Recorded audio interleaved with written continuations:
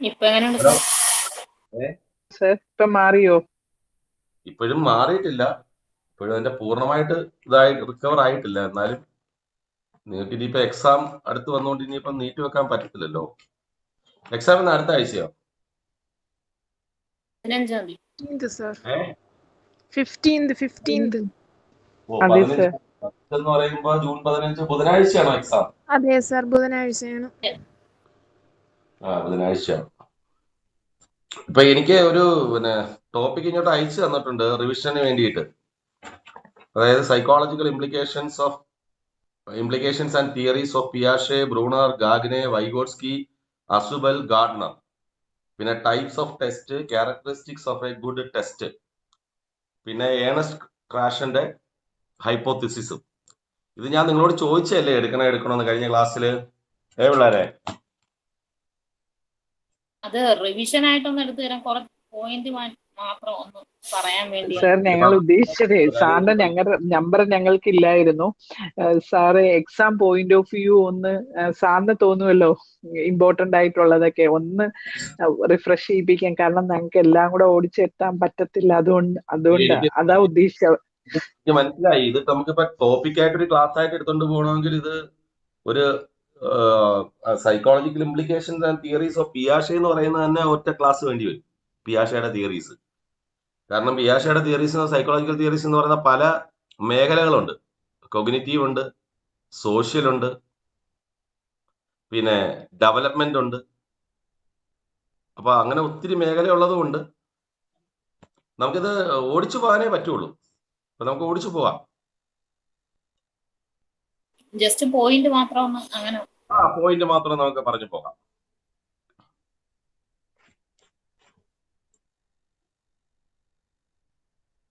തുടങ്ങിയാലോ? നമുക്ക് സമയം കളയണ്ട. തുടങ്ങും സാർ. അപ്പോ psychological implications and theories of പിയാഷെ തന്നെ നമുക്ക് ആദ്യം തുടങ്ങാം.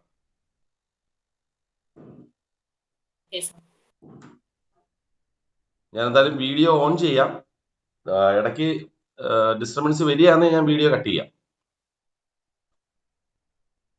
അപ്പൊ ഫസ്റ്റ് വൺ, പിയാഷയുടെ കോൺട്രിബ്യൂഷൻ എന്ന് പറഞ്ഞു കഴിഞ്ഞാൽ സൈക്കോളജിയിൽ അല്ലെങ്കിൽ ചൈൽഡ് സൈക്കോളജിയിൽ പിയാഷയുടെ കോൺട്രിബ്യൂഷൻ എന്ന് പറഞ്ഞു കഴിഞ്ഞാൽ വളരെയേറെ വിപുലമായ മേഖലകളിലുള്ള കോൺട്രിബ്യൂഷനാണ് പിയാഷയുടെ. കാരണം പല മേഖലകളിൽ പഠനം നടത്തി സിദ്ധാന്തങ്ങൾ രൂപവൽക്കരിച്ച വ്യക്തിയാണ് പിയാഷെ. അതുകൊണ്ടാണ് ചൈൽഡ് സൈക്കോളജി എന്ന് പറയുമ്പോൾ, അല്ലെങ്കിൽ വിദ്യാഭ്യാസ മനഃശാസ്ത്രം എന്ന് പറയുന്നത് ചൈൽഡ് എഡ്യൂക്കേഷൻ, ആ ചൈൽഡ് എഡ്യൂക്കേഷന്റെ പിതാവായിട്ട് കണക്കാക്കുന്നത് പിയാഷെയാണ്. Cognitive development or the intellectual development. അപ്പൊ കൊഗ്നിറ്റീവ് ഡെവലപ്മെന്റിലും ഇന്റലക്ച്വൽ ഡെവലപ്മെന്റിലും പിയാഷെയുടെ ഇംപ്ലിക്കേഷൻസ് എന്താണെന്ന് ആദ്യം നമുക്കൊന്ന് ഡിസ്കസ് ചെയ്യാം. According to Piaget, cognitive development or intellectual development is the result of continuous interaction between the organism and the environment. ഇപ്പൊ പരിസ്ഥിതിയും ആ ഓർഗാനിസവും തമ്മിലുള്ള തുടർച്ചയായ കണ്ടിന്യൂസ് ആയിട്ടുള്ള ഇന്ററാക്ഷന്റെ ഫലമാണ് വ്യക്തിയിൽ ഉണ്ടാകുന്ന ബൗദ്ധികമായ വികസനം എന്നതാണ് പിയാഷെ അഭിപ്രായപ്പെട്ടത്. It based on the nature of this interaction which is governed by the level of intellectual development. Piaget has developed or divided cognitive development into 5 stages. Cognitive development, അല്ലെങ്കിൽ ഒരു കുട്ടിയിൽ ഉണ്ടാകുന്ന ബൗദ്ധിക വികസനത്തെ പിയാഷെ 5 സ്റ്റേജസ് ആയിട്ടാണ് ഡിവൈഡ് ചെയ്തത്. 5 stages. First one is sensory motor period. ഒന്നാമത്തെ stage sensory motor period ആണ്. ഇത് first 2 year of A baby, ഒരു കുട്ടിയുടെ ആദ്യത്തെ 2 വർഷം.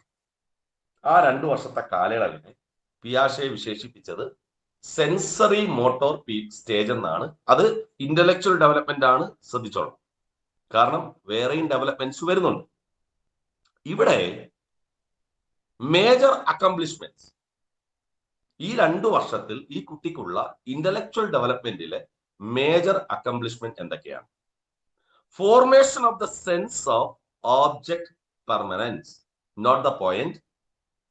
Formation of the sense of object permanence എന്ന് വെച്ചാൽ വസ്തുസ്ഥിരത എന്ന ഒരു ബോധമാണ് കുട്ടിക്ക് ഇവിടെ. ഒപ്പം and gradual progression from reflexive behaviour to goal directed behaviour. ഇച്ഛാതീത പ്രവർത്തനങ്ങളിൽ നിന്ന് ഉദ്ദേശാധിഷ്ഠിതമായ പ്രവർത്തനങ്ങളിലേക്കുള്ള ക്രമേണയുള്ള മാറ്റം. ഇതാണ് ഇന്റലക്ച്വലി ആദ്യത്തെ ഒരു കുട്ടിയുടെ ഡെവലപ്മെന്റ്. ക്ലിയർ ആയോടെ? ക്ലിയർ ആണ് സർ. അതായത് വ്യക്തമായി പറഞ്ഞാൽ, അതൊരു ഉദാഹരണത്തിലൂടെ ഞാൻ വളരെ സിമ്പിൾ ആയിട്ട് പറഞ്ഞുതരാം. ഒരു കൊച്ച് ആദ്യം വിശക്കുമ്പോ കരയും. അത് റിഫ്ലക്സീവ് ബിഹേവിയർ ആണ്. അല്ലെങ്കിൽ ഏതെങ്കിലും വേദന എടുക്കുമ്പോൾ കൊച്ചു കരയും, അല്ലെങ്കിൽ എന്തെങ്കിലും രീതിയിലുള്ള അസ്വസ്ഥത ഉണ്ടാകുമ്പോൾ കൊച്ചു കരയും. അതൊരു റിഫ്ലക്സീവ് ആയിട്ടുള്ള ഒരു ബിഹേവിയർ ആണ്. എന്നാൽ ക്രമേണ ഈ കുട്ടി മുതിർന്ന ആൾക്കാരുടെ കൈകളിൽ എന്തെങ്കിലും ഇരിക്കുന്നത് കണ്ടതുകൊണ്ട് അത് വാങ്ങുന്നതിന് വേണ്ടിയുള്ള ഒരു കരച്ചിൽ നടത്തും, അല്ലെങ്കിൽ ഒരു ശ്രമം നടത്തും. അതിനെയാണ് ഗോൾ ഡിറക്റ്റഡ് ബിഹേവിയർ എന്ന് പറയുന്നത്. അപ്പൊ ഇവിടെ ആദ്യത്തെ 2 വർഷത്തിൽ കുട്ടിയിൽ ഒരു ഗ്രാജുവൽ പ്രോഗ്രഷൻ ഉണ്ടാകുന്നുണ്ട്. റിഫ്ലക്സീവ് ബിഹേവിയറിൽ നിന്നും ഗോൾ ഡിറക്റ്റഡ് ബിഹേവിയറിലേക്കുള്ള ഒരു ഗ്രാജുവൽ പ്രോഗ്രഷൻ ഇവിടെ ഉണ്ടാകുന്നു. കുട്ടിക്കുള്ള സെൻസ് ഓഫ് ഡെവലപ്മെന്റ് എന്ന് പറയുന്നത് ഓബ്ജക്ട് പെർമനൻസ് ആണ്. ഇതാണ് ഫസ്റ്റ് സ്റ്റേജ്. ക്ലിയർ ആയോടെ കേശു? ക്ലിയർ ആയി സർ. ക്ലിയർ ആയി. അതെ സർ. എല്ലാവരും കൃത്യമായിട്ട് മറുപടി പറയണം. കാരണം ഇത് ഞാൻ ഒരു എക്സാമിനേഷൻ പോയിന്റ് ഓഫ് വ്യൂ മാത്രമാണ് ഞാനിപ്പോ പറയുന്നത്. അല്ലാതെ ഡീറ്റെയിൽഡ് ആയിട്ട് ഒരു ക്ലാസ് ഇപ്പൊ നമുക്ക് എടുക്കാൻ പറ്റത്തില്ല. ഇത് നിങ്ങൾക്ക് മുമ്പ് പഠിപ്പിച്ചിട്ടുള്ളതാണ്. ഇതിന്റെ തന്നെ ഡീറ്റെയിൽഡ് ക്ലാസ് നമ്മളുടെ വീഡിയോയിൽ എന്റെ ക്ലാസ് കിടപ്പുണ്ട്. Okay sir.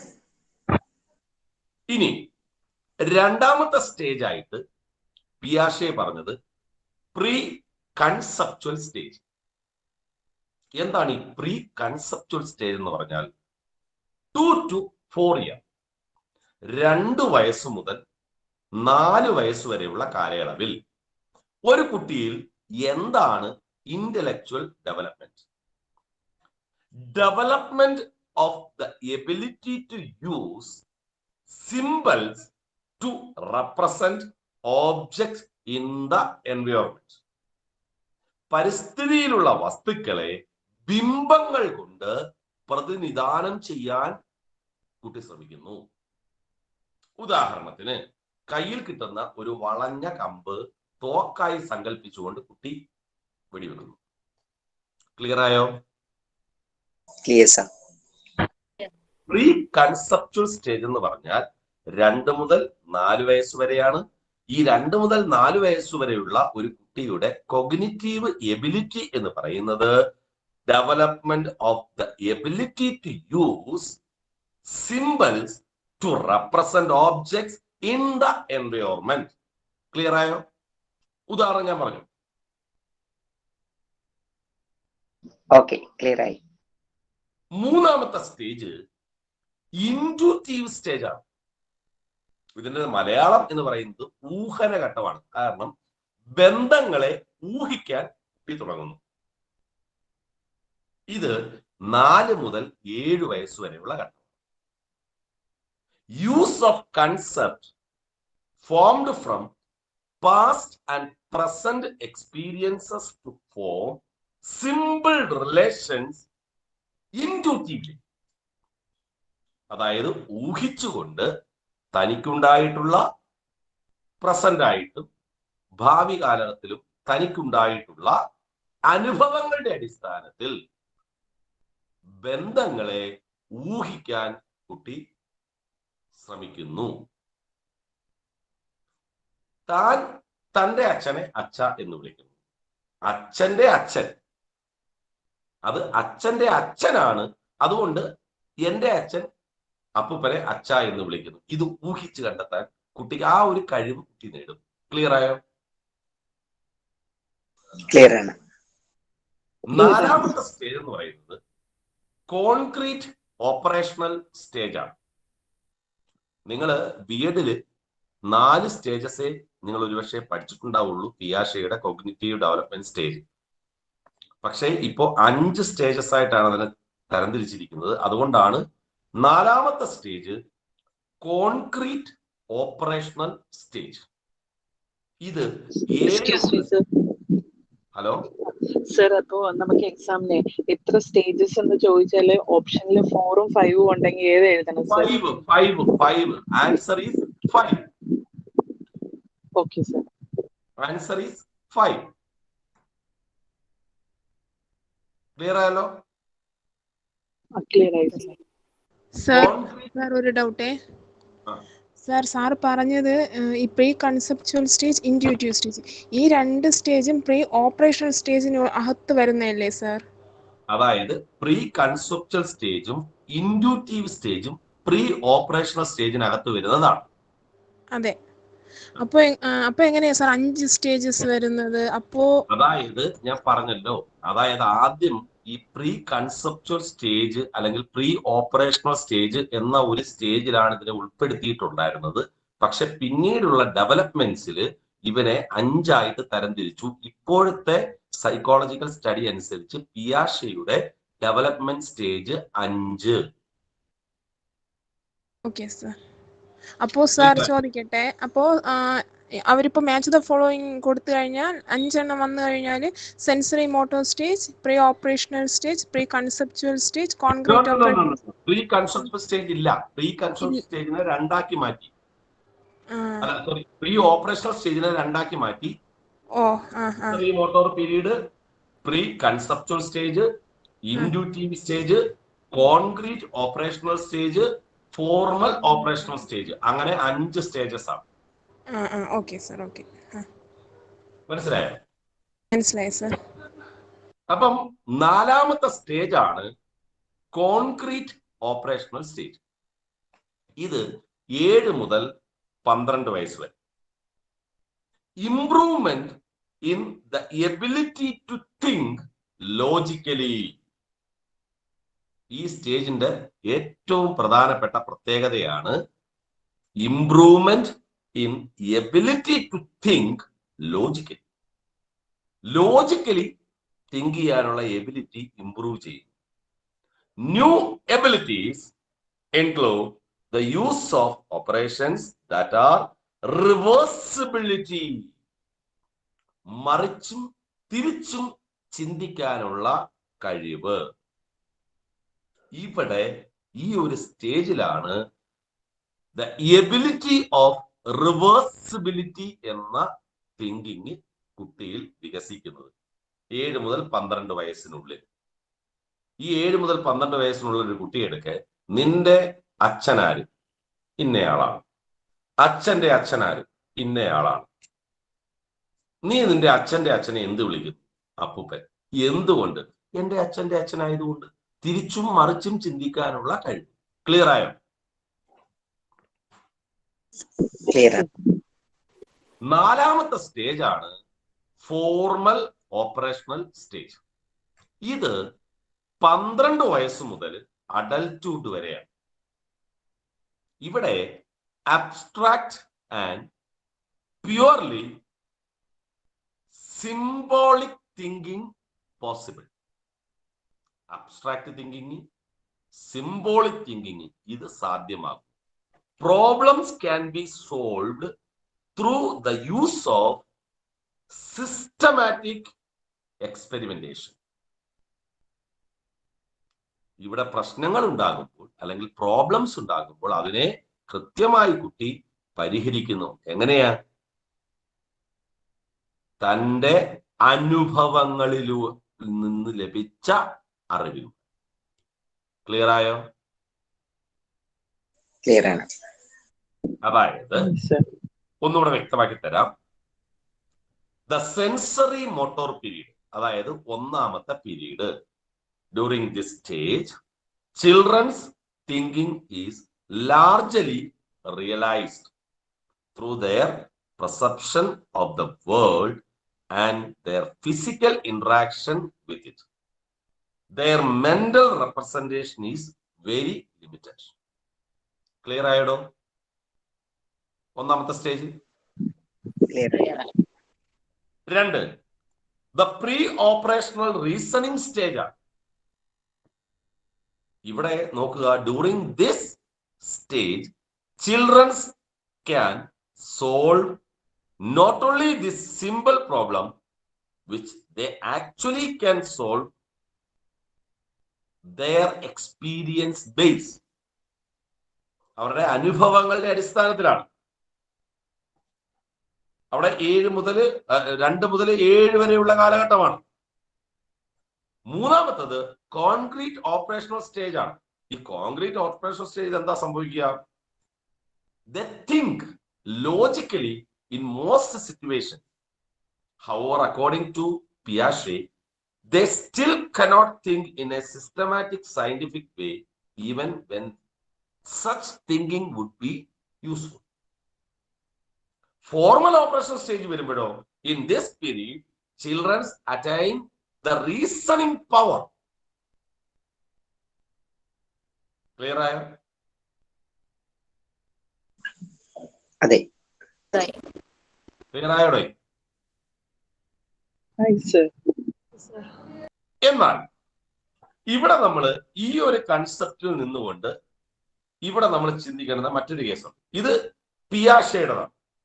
പിയാഷെ ഈ ഇന്റലക്ച്വൽ ഡെവലപ്മെന്റ് സ്റ്റേജസിനെ ഇങ്ങനെ 5 സ്റ്റേജസ് ആയിട്ട് ഡിവൈഡ് ചെയ്യും.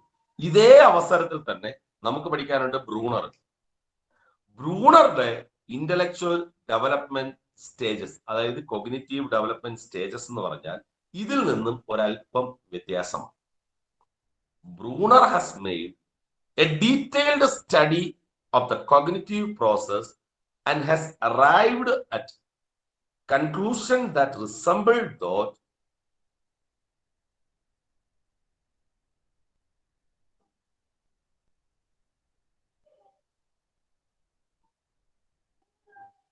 കേക്കാവോ? ഹലോ,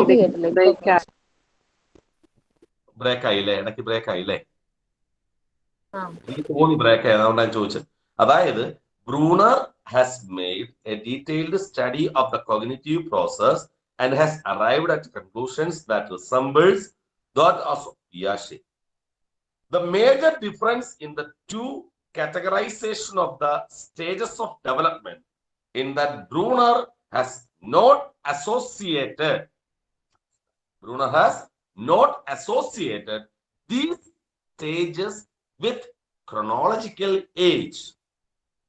അതായത് പിയാഷെ ക്രോണോളജിക്കൽ ഏജ് വെച്ചിട്ട്, അതായത് 2 മുതൽ 4 വരെ, 4 മുതൽ 7 വരെ, ഇങ്ങനെ ഏജ് വെച്ചിട്ടാണ് പിയാഷെ ഇതിനെ ഡിവൈഡ് ചെയ്തതെങ്കിൽ ബ്രൂണർ ഈ ക്രോണോളജിക്കൽ ഏജ് ബേസ് വെച്ചിട്ടല്ല ഈ കോഗ്നിറ്റീവ് ഡെവലപ്മെന്റിനെ ഡെവലപ്പ് ചെയ്തത്. അതായത് എങ്ങനെയാണ് ബ്രൂണർ ഈ കോഗ്നിറ്റീവ് ഡെവലപ്മെന്റിനെ ഡിവൈഡ് ചെയ്തത്? Nature of experiences used by an individual to form concept and thus build up a cognitive structure. ഒരു ഭൗതിക ഘടന രൂപവൽക്കരിക്കാൻ വ്യക്തി ഉപയോഗിക്കുന്ന അനുഭവങ്ങളുടെ പശ്ചാത്തലത്തിലാണ് ബ്രൂണർ ഇതിനെ ഡെവലപ്പ്. ക്ലിയർ ആയോ?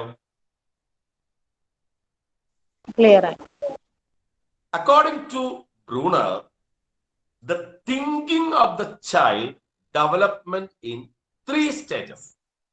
കുട്ടിയുടെ ചിന്താശേഷിയെ ഡെവലപ്പ് ചെയ്യുന്നത് 3 സ്റ്റേജസിലൂടെയാണ്. അത് ക്രോണോളജിക്കൽ ഏജ് വെച്ചിട്ടല്ല, കോഗ്നിറ്റീവ് സ്ട്രക്ചർ ഡെവലപ്പ് ചെയ്യാൻ കുട്ടി ഉപയോഗിക്കുന്ന അനുഭവങ്ങളുടെ അടിസ്ഥാനമാണ്. അങ്ങനെ 3 സ്റ്റേജസ് ആയിട്ടാണ് ബ്രൂണർ ഇതിനെ ഡെവലപ്പ് ചെയ്തിരിക്കുന്നു. ആ ബ്രൂണർ ഡെവലപ്പ് ചെയ്തിരിക്കുന്ന 3 സ്റ്റേജസ് ഏതൊക്കെയാ? ഒന്ന്, ഇനാക്റ്റീവ് സ്റ്റേജ്. എന്താണ് ഇനാക്റ്റീവ് സ്റ്റേജ് എന്ന് പറഞ്ഞാൽ?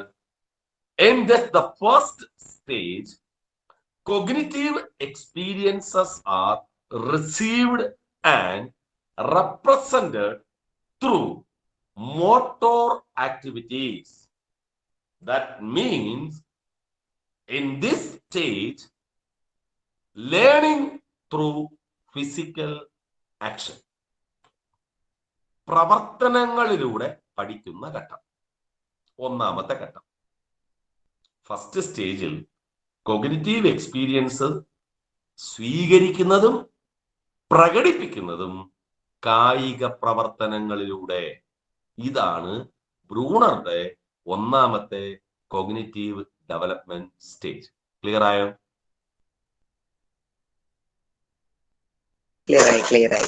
ക്ലിയർ ആയി. രണ്ടാമത്തെ സ്റ്റേജില് ബ്രൂണർ പറയുന്നു ഐക്കോണിക് സ്റ്റേജ്. എന്താണ് ഐക്കോണിക് സ്റ്റേജ്?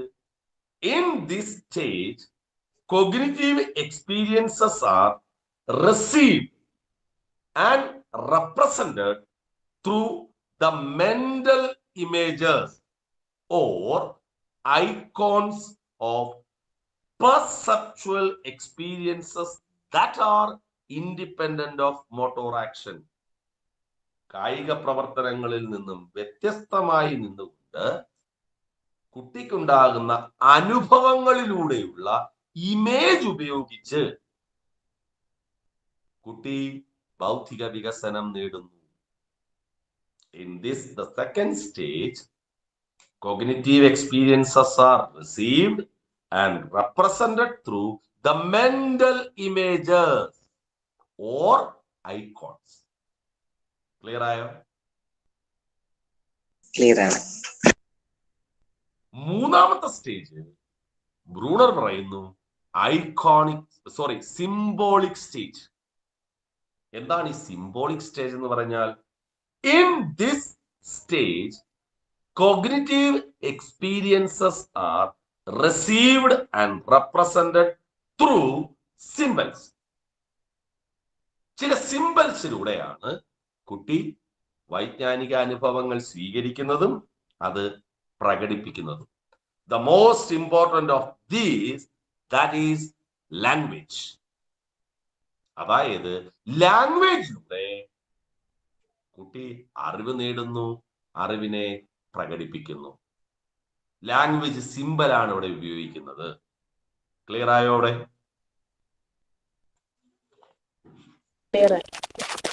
ക്ലിയർ ആയോ? ക്ലിയർ ആയല്ലോ? ക്ലിയർ ആണ്. അപ്പൊ കോഗ്നിറ്റീവ് ഡെവലപ്മെന്റുമായി ബന്ധപ്പെട്ടുകൊണ്ട് പിയാഷെയും ബ്രൂണറും അവതരിപ്പിച്ച ആ സിദ്ധാന്തം ക്ലിയർ ആയല്ലോ? അതിനകത്ത് ചോദ്യം വന്നാൽ നമുക്കിപ്പോ കിട്ടുമല്ലോ. അതെ അതെ. ഇനി നമുക്ക് നോക്കാനുള്ളത് പിയാഷെയുടെ മോറൽ ഡെവലപ്മെന്റ് സ്റ്റേജസ് ആണ്. അപ്പൊ പിയാഷെ കോഗ്നിറ്റീവ് ഡെവലപ്മെന്റ് സ്റ്റേജ് അവതരിപ്പിച്ചു, അത് നമ്മൾ കണ്ടു. അതോടൊപ്പം തന്നെ ബ്രൂണറുടെ കോഗ്നിറ്റീവ് ഡെവലപ്മെന്റ് സ്റ്റേജും നമ്മൾ കണ്ടു. ഇനി നമുക്ക് ലേണിംഗ് തിയറീസ് വരുന്നുണ്ട്, പിയാഷെയുടേതും ബ്രൂണറും. അതിനിടയ്ക്ക് ബ്രൂണർ മോറൽ ഡെവലപ്മെന്റുമായി ബന്ധപ്പെട്ടുകൊണ്ട്, അതായത് സാൻമാർഗിക വികസനവുമായി ബന്ധപ്പെട്ടുകൊണ്ട് പിയാഷെ അവതരിപ്പിച്ച സൈക്കോളജിക്കൽ തിയറി എന്താണ് എന്ന് നമുക്കൊന്ന് പരിശോധിക്കാം. ക്ലിയർ ആവുന്നുണ്ടല്ലോ പറയുന്നത്? ക്ലിയർ ആവുന്നുണ്ട്. According to Piaget, there are 4 stages of moral development. പിയാഷെയുടെ അഭിപ്രായത്തിൽ 4 സ്റ്റേജസ് ഓഫ് മോറൽ ഡെവലപ്മെന്റ് ആണുള്ളത്. ഒരു വ്യക്തിക്കുണ്ടാകുന്ന സാൻമാർഗിക വികസനം. ഇവിടെ നമ്മൾ ശ്രദ്ധിക്കുന്ന ഒരു കേസുണ്ട്, നിങ്ങളുടെ സിലബസിൽ ഇല്ലാത്തത് കൊണ്ട് ഞാനത് പറയുന്നില്ല. സാൻമാർഗിക വികസനവുമായി ബന്ധപ്പെട്ടുകൊണ്ട് സാൻമാർഗിക വികസന സിദ്ധാന്തം, അതായത് social development.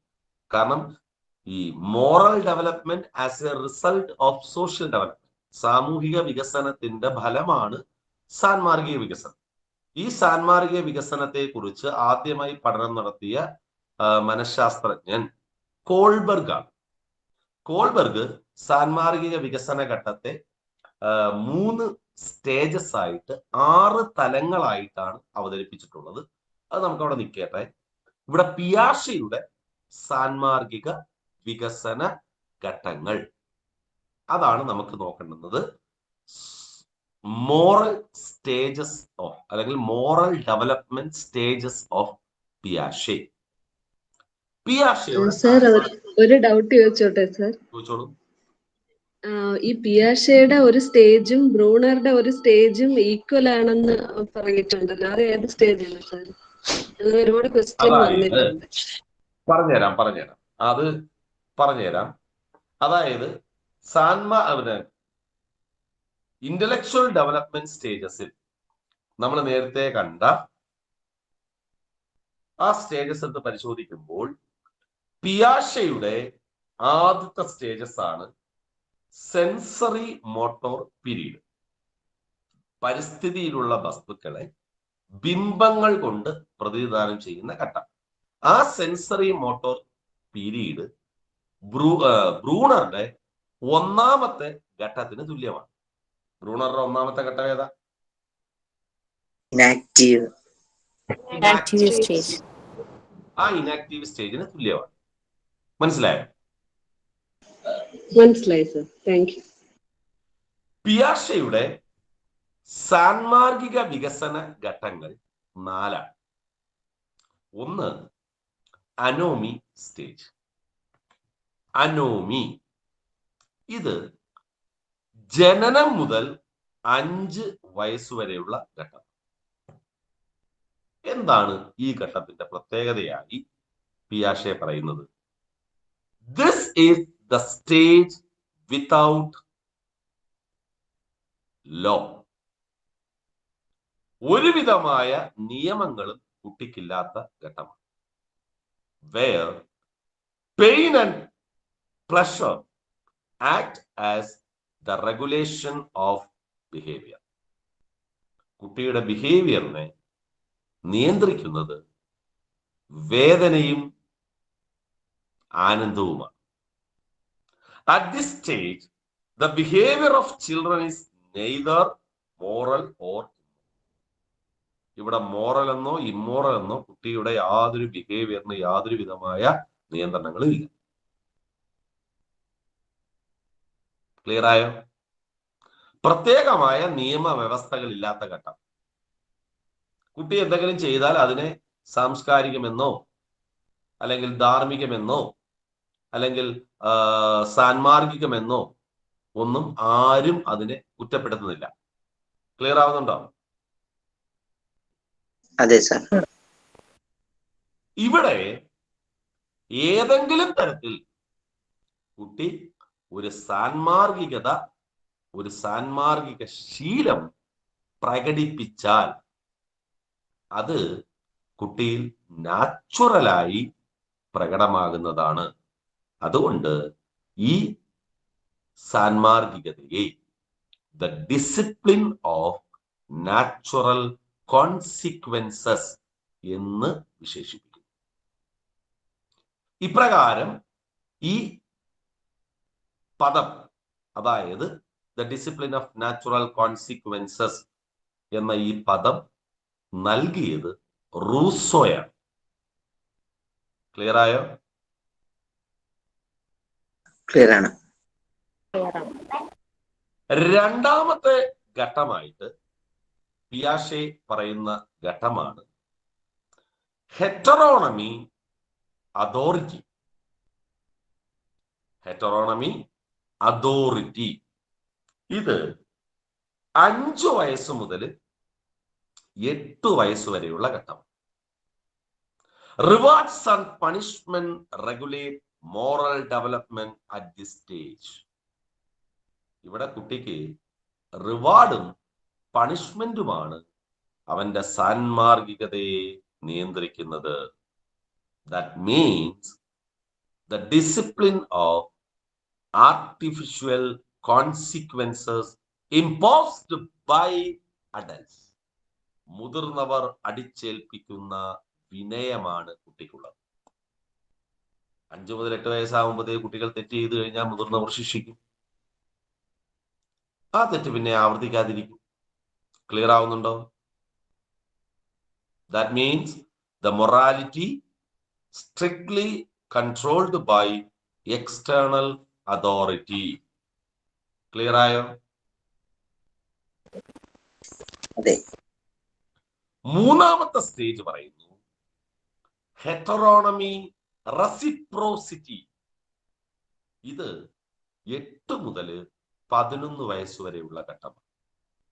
At this stage, moral behavior of children is regulated by reciprocity, which implies we should not do to others what will be offensive to us. This is the stage of morality of cooperation. Clear ആയോടെ? സർ, ആ name ഒന്നും കൂടി. മൂന്നാമത്തെ This stage, heteronomy reciprocity. എന്താണ് ഈ reciprocity എന്ന് പറഞ്ഞാൽ? അറിയാവോ റെസിപ്രോസിറ്റി? ശ്രീലക്ഷ്മി?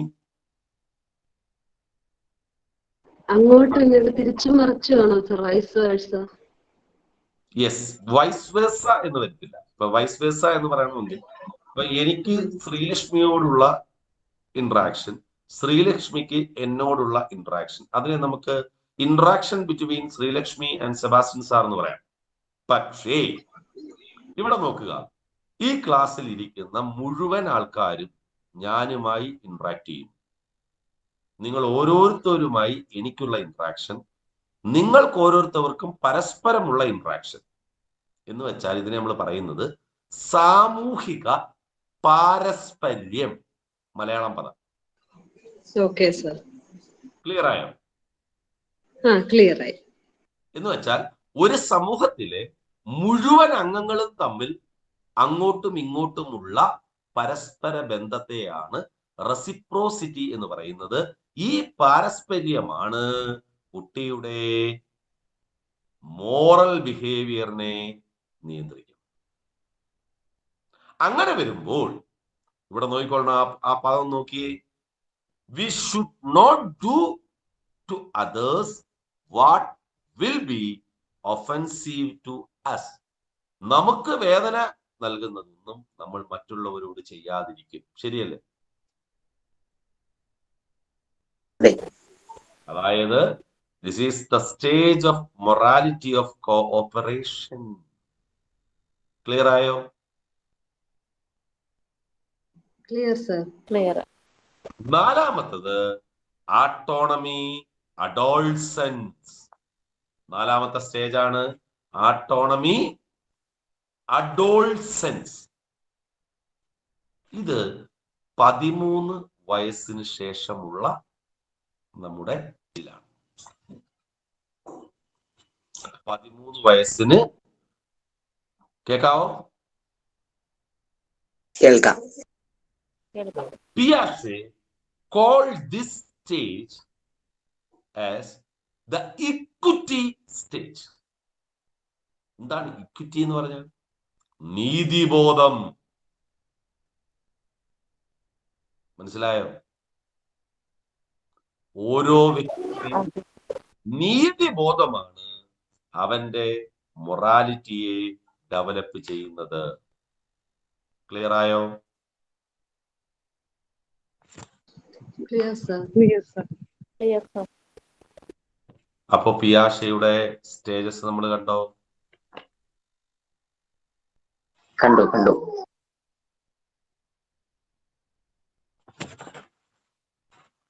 പിയാഷയുടെ 3 സ്റ്റേജസ് നമ്മൾ കണ്ടു. ഇനി നമുക്ക് നോക്കാനുള്ളത് പിയാഷയുടെ ലേണിംഗ് ഫീൽഡിൽ പിയാഷയുടെ ഡെവലപ്മെന്റ് ആണ്. Learning theories. നമ്മൾ ലേണിംഗ് തിയറീസ് നമ്മൾ പഠിച്ചിട്ടുണ്ട്. പിയാഷയുടെ ലേണിംഗ് തിയറീസിനെ നമ്മൾ എന്താ വിളിക്കുന്നത്? കോഗ്നിറ്റീവ് ഡെവലപ്മെന്റ് അല്ലേ? കോഗ്നിറ്റീവ് ഡെവലപ്മെന്റ് ഓഫ് പിയാഷെ നമ്മൾ പഠിച്ചിട്ടില്ലയോ? Learning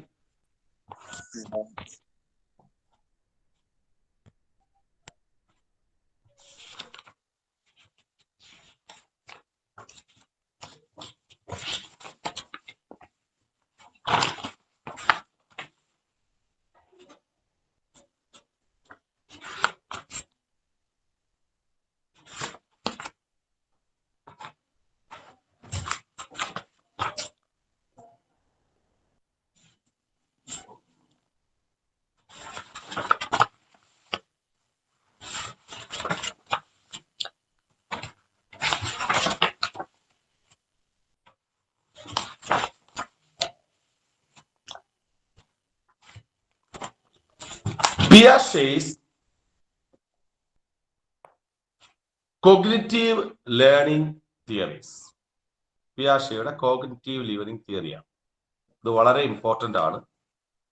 പിയാഷെ had a background in biology. ജീവശാസ്ത്രത്തിന്റെ പശ്ചാത്തലത്തിലാണ് പഠന സിദ്ധാന്തം പിയാഷെ അവതരിപ്പിച്ചത്. So he called his theoretical framework as genetic epistemology. പിയാഷെ തന്റെ സിദ്ധാന്തത്തെ ഫ്രെയിംവർക്ക് ചെയ്തത് ഏത് പേരിലാണ്?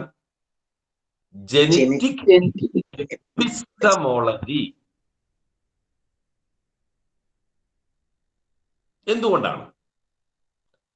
Piaget was primarily interested in how knowledge developed in human organism. മനുഷ്യ ജീവിതത്തിൽ എങ്ങനെയാണ് അറിവ് വികസിക്കുന്നത്? ഇതിലാണ് പിയാഷെ ശ്രദ്ധ കേന്ദ്രീകരിച്ചത്. അതുകൊണ്ടാണ് ഇതിനെ ജനറ്റിക് എപ്പിസ്റ്റമോളജി എന്ന് ഇദ്ദേഹം വിശദമാക്കി. ക്ലിയർ ആയോ? ക്ലിയർ ആയി. Piaget was an ardent spokesman of cognitive development approaches to learning. He explained how out of natural tendency to develop intellectually or cognitively, human organism interact with the environment, stimuli, process the various items of information that draw their attention. To explain this development, Piaget uses a number of concepts. That means schema and scheme, assimilation and accommodation. അപ്പോൾ ഒരു ജീവിയിൽ എപ്രകാരമാണ് വൈജ്ഞാനിക വികസനം നടക്കുന്നത് എന്നത് വിശദമാക്കാനാണ് പിയാഷെ ശ്രമിച്ചത്. അതിനായി അദ്ദേഹം പല കൺസെപ്റ്റുകൾ ഉപയോഗിച്ചു. അതിൽ ഏറ്റവും പ്രധാനപ്പെട്ട കൺസെപ്റ്റാണ് സ്കീമ. ക്ലിയർ ആയോ?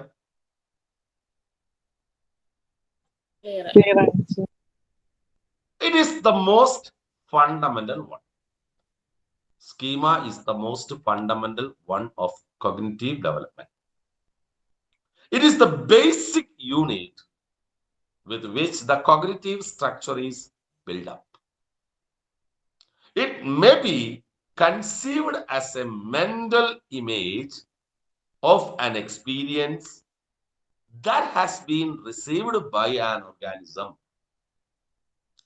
അനുഭവങ്ങളിലൂടെ വ്യക്തി നേടുന്ന അറിവിന്റെ അടിസ്ഥാന ഏകകം ആണ് schema.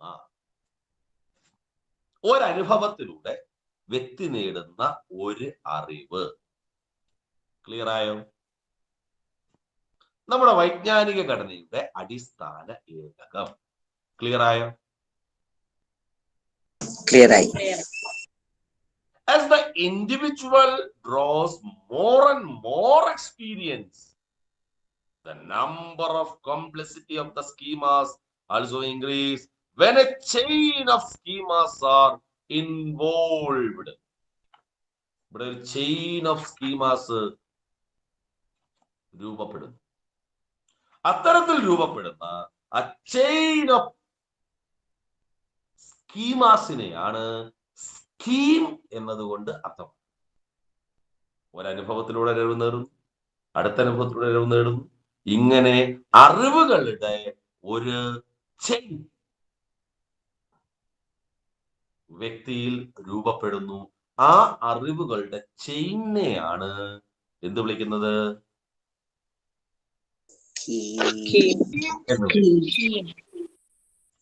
Clear ആയോടെ?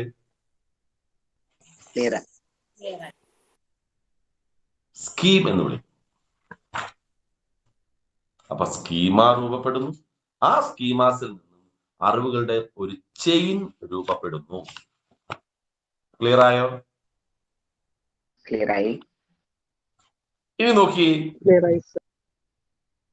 To explain how cognitive development occur. എങ്ങനെയാണ് ഈ കോഗ്നിറ്റീവ് ഡെവലപ്മെന്റ് രൂപം കൊള്ളുന്നത്? പിയാഷെ use the analogy of biological adaptation. According to him, biologically, every living organism would like to remain in the existing state of equilibrium without being disturbed.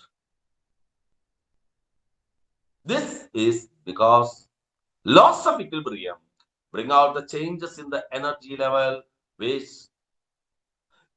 create anxiety and threaten the safety of the organism. But at the same time, the organism cannot remain static because it has constantly faced internal and external stimuli impinging on it. The equilibrium thus experienced is so distressed. Every human being try to maintain the equilibrium. അപ്പോൾ ഒരു അസ്വസ്ഥകരമായ ഒരു സാഹചര്യം ഉണ്ടാകുമ്പോൾ സ്വസ്ഥത ആഗ്രഹിക്കുന്നു. അതിനായിട്ട് വ്യക്തി തന്റെ പ്രവർത്തനങ്ങളെ കാര്യക്ഷമമായി മുമ്പോട്ട് കൊണ്ടുപോയിട്ട് ആ ഇക്വിലിബ്രിയത്തിൽ നിലനിൽക്കാനായി വ്യക്തിയുടെ ശ്രമം ഉണ്ടാകുന്നു. പുതിയ പുതിയ സാഹചര്യങ്ങളെ അഭിമുഖീകരിക്കുമ്പോൾ അത് എത്രയും വേഗം പരിഹരിക്കുവാൻ വ്യക്തിയുടെ ശ്രമം ഉണ്ടാകുന്നു. ആ ശ്രമത്തിൽ നിന്ന് പുതിയ പുതിയ അറിവുകൾ വ്യക്തി നേടുന്നു. ക്ലിയർ ആയോടെ?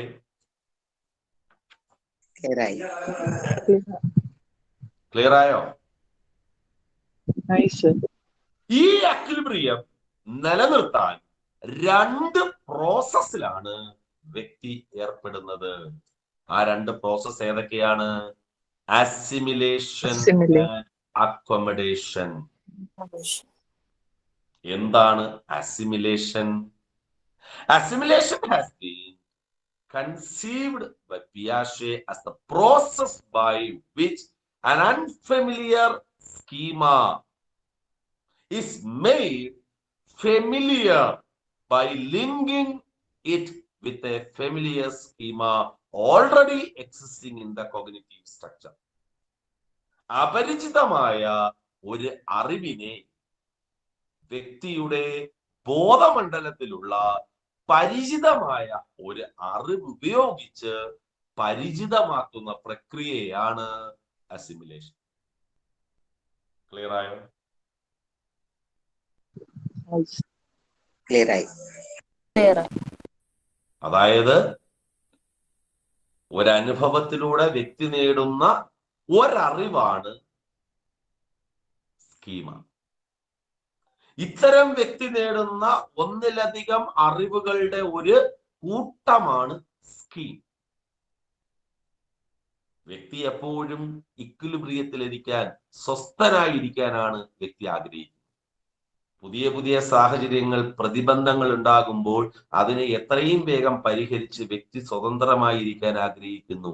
അത്തരം വ്യക്തി സ്വതന്ത്രമായി ഇരിക്കാൻ ആഗ്രഹിക്കുമ്പോൾ പുതിയ പുതിയ പ്രശ്നങ്ങൾ ഉണ്ടാകുമ്പോൾ ആ പുതിയ പ്രശ്നങ്ങളെ പരിഹരിക്കുവാൻ തന്റെ ബോധമണ്ഡലത്തിലുള്ള പരിചിതമായ ഒരു അറിവിനെ ഉപയോഗിച്ച് അപരിചിതമായ ഒരു അറിവിനെ പരിചിതമാക്കാൻ ശ്രമിക്കുന്ന പ്രക്രിയക്കാണ് അസിമിലേഷൻ എന്ന് പറയുന്നത്. ക്ലിയർ ആയോ?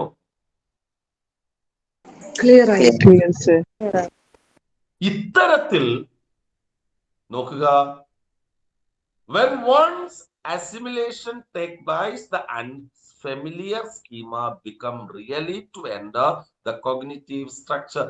Then comes the need for a proper integration, registration, and structuring is called accommodation.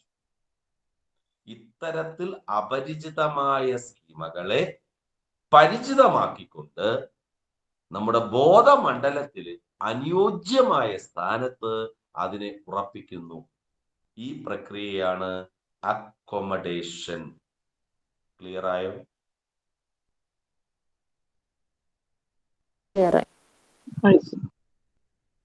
Clear ആയോ? ക്ലിയർ ആയി സർ. അപ്പോ എന്താണ് ലേണിംഗ് തിയറീസ് ഓഫ് പിയാഷെ? മനസ്സിലായോടെ? നന്നായിട്ട്.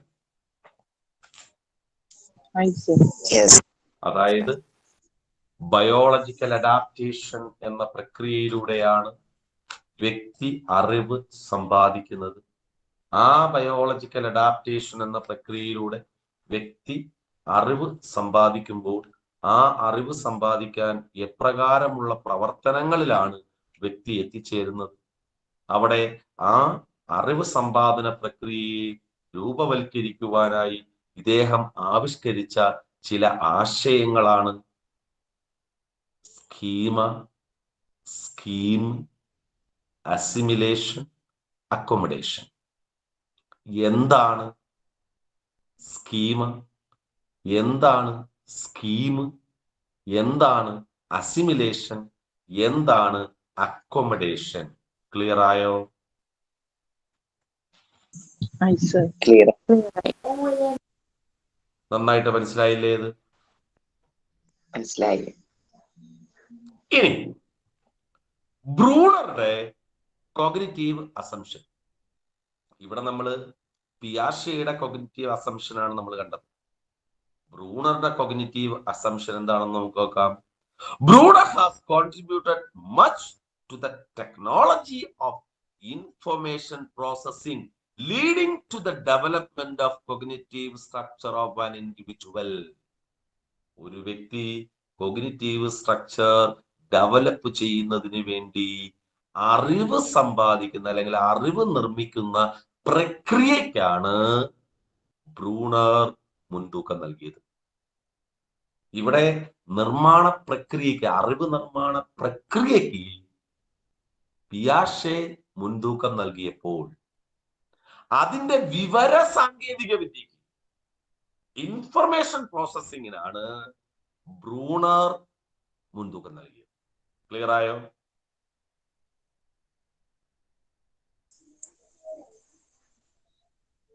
Clear.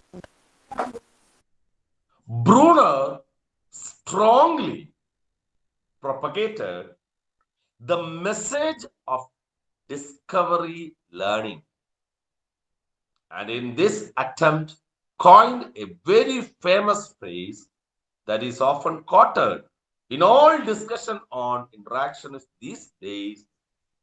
It is learning to learn. Learning to learn. പഠിക്കാൻ പഠിക്കുക. കുട്ടികളെ നമ്മൾ പഠിപ്പിക്കുകയല്ല ചെയ്യേണ്ടത്, പിന്നെയോ പഠിക്കാൻ പഠിപ്പിക്കുക. ഈ കോട്ട് ആരുടേതാണ്? Bruner.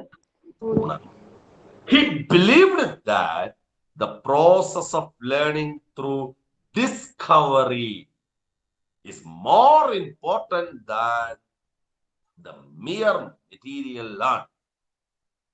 He also held that to cope up with the explosion of knowledge, every learner should learn how to learn.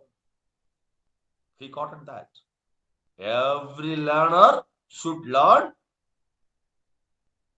how to learn.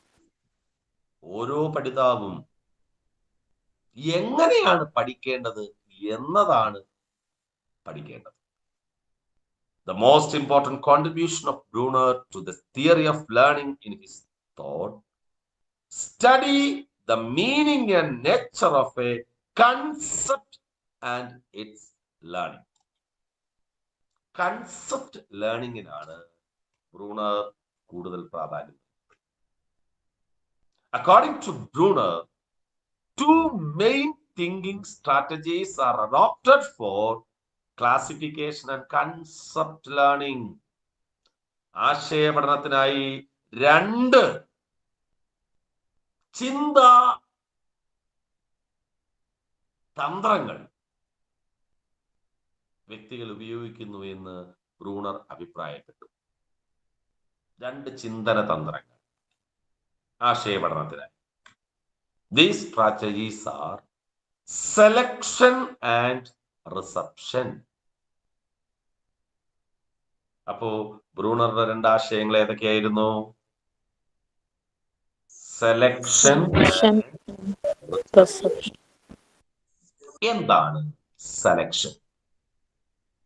In the selection strategy, the learner himself make the classifications by forming his own judgment and by testing them. ഒരു പഠിതാവ് തന്റെ തന്നെ ചിന്ത ഉപയോഗിച്ച് ഉദാഹരണങ്ങളിൽ നിന്ന് ഒരു കൺക്ലൂഷനിലേക്ക് എത്തിച്ചേരും. ഫോർ എക്സാമ്പിൾ, ധാരാളം ജാമിതീയ രൂപങ്ങൾ ഒരു കുട്ടിയുടെ മുമ്പിലുണ്ട്. ഈ ജാമിതീയ രൂപങ്ങൾ ഉപയോഗിച്ചുകൊണ്ട് ത്രികോണത്തിലുള്ളത്, ചതുരത്തിലുള്ളത്, വൃത്താകൃതിയിലുള്ളത്, സ്തംഭാകൃതിയിലുള്ളത് എന്നിങ്ങനെ തരംതിരിക്കുന്നു. ഇപ്രകാരം കുട്ടി അതിന്റെ രൂപമാതൃക അനുസരിച്ച് സ്വയം തരംതിരിക്കുന്ന പ്രക്രിയക്കാണ്, അത് ഏത് സബ്ജക്റ്റിലുമാണ്, അങ്ങനെ തരംതിരിക്കുന്ന പ്രക്രിയക്കാണ് സെലക്ഷൻ എന്ന് പറയുന്നത്. In the selection strategy, the learner himself makes the classification by forming his own judgement and by testing them. In the reception strategy, positive and negative instances are given by an expert, and by studying them in the terms of attributes, learners internalize the concept. ഒരു വിദഗ്ധൻ ചൂണ്ടിക്കാണിക്കുന്ന രൂപമാതൃകയുടെ അടിസ്ഥാനത്തിൽ അതിന്റെ പ്രത്യേകതകളിലേക്ക് കുട്ടി എത്തിച്ചേരുന്നു. ത്രികോണത്തിൽ തന്നെ സമവശങ്ങളുടെ നീളം, ദീർഘത്രികോണം, അല്ലെങ്കിൽ ചതുരം എടുത്തു കഴിഞ്ഞാൽ ദീർഘചതുരം, സമചതുരം, ഇങ്ങനെ ഒരു വിദഗ്ധന്റെ നിർദ്ദേശാനുസരണം അതിന്റെ പ്രത്യേകതകളിലേക്ക് വ്യക്തി എത്തിച്ചേരുന്നു. ഇതിനെ വിളിക്കുന്ന പേരാണ് എന്തോന്ന? റിസപ്ഷൻ. ക്ലിയർ ആയോ?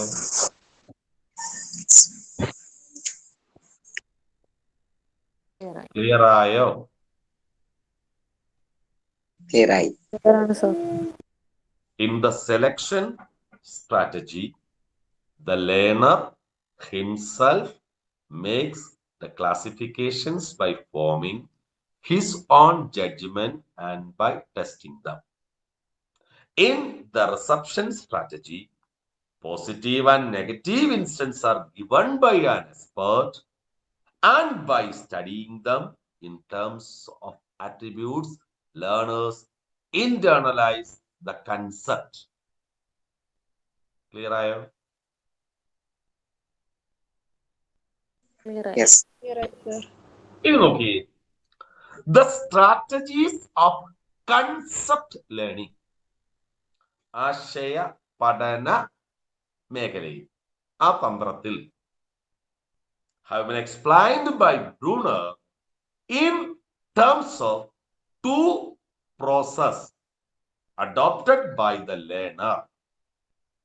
ആശയപഠനത്തിനായി ഒരു പഠിതാവ് രണ്ട് പ്രക്രിയകൾ സ്വീകരിക്കും. The strategies of concept learning have been explained by Bruner in terms of two processes adopted by the learner. These are scanning and focusing. ആശയപഠനത്തിനായി പഠിതാവ് ഉപയോഗിക്കുന്ന രണ്ട് പ്രക്രിയകൾ ഏതൊക്കെയാ? Scanning, focusing. ക്ലിയർ ആയോ ഇവിടെ പിള്ളേരെ? clear ആണ്. നോക്കുക, രണ്ട് ചിന്തന തന്ത്രങ്ങൾ വ്യക്തികൾ ഉപയോഗിക്കുന്നു. ആ ചിന്തന തന്ത്രങ്ങളാണ് കൺസെപ്റ്റ്, ആശയപഠനത്തിനായിട്ടുള്ള ചിന്തന തന്ത്രങ്ങളാണ് സെലക്ഷനും റിസപ്ഷനും. എന്നാൽ ആശയപഠനത്തിനായിട്ട് വിശദമാക്കാൻ രണ്ട് പ്രക്രിയകൾ വ്യക്തി നടത്തുന്നു. മറ്റേ ചിന്തന തന്ത്രങ്ങൾ, ഇത് പ്രക്രിയകൾ, രണ്ട് പ്രോസസ്. അതായത് the strategies of concept learning have been explained by Bruner in terms of two processes adopted by the learner. These are scanning and focusing. സ്കാനിങ്ങും ഫോക്കസിങ്. ക്ലിയർ ആവുന്നുണ്ടോ നിങ്ങൾക്ക്? Clear ആവുന്നു സർ. ഇതിന് മുമ്പ് എടുത്തിട്ടുണ്ടായിരുന്നു? സർ, ഇതിനു മുമ്പ് ഈ ഭാഗം എടുത്തിട്ടുള്ളതാണോ? ഇല്ല സർ. ചുമ്മാ ഈ പറയും. പോയിന്റുകളും ഇല്ല സർ. ഓക്കെ. സ്കാനിങ്ങും ഫോക്കസിങ്ങും പറഞ്ഞില്ല. ഇനി എന്താണ് scanning?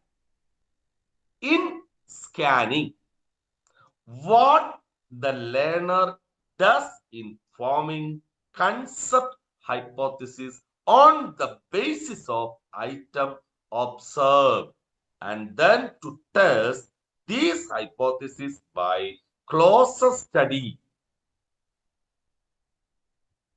In scanning, what the learner does in forming concept hypothesis on the basis of item observed, and then to test these hypotheses by closer study.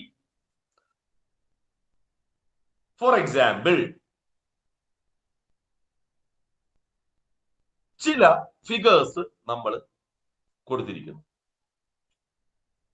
ഉദാഹരണത്തിന് ആ ഫിഗേഴ്സ് ഞാൻ നിങ്ങൾക്ക് ജസ്റ്റ് ഒന്ന് ഷോ ചെയ്യാം. കണ്ടോ ഫിഗേഴ്സ്? കണ്ടോ പിള്ളേരെ? കണ്ടു. ഇങ്ങനൊരു ഫോർ എക്സാമ്പിൾ ആണ്. ഇവിടെ ഇങ്ങനെ നമ്മളൊരു ഫിഗർ നമ്മൾ കൊടുത്തിട്ടുണ്ട്. അപ്പൊ ഫിഗർ 1 നമ്മൾ കൊടുത്തിരിക്കുക.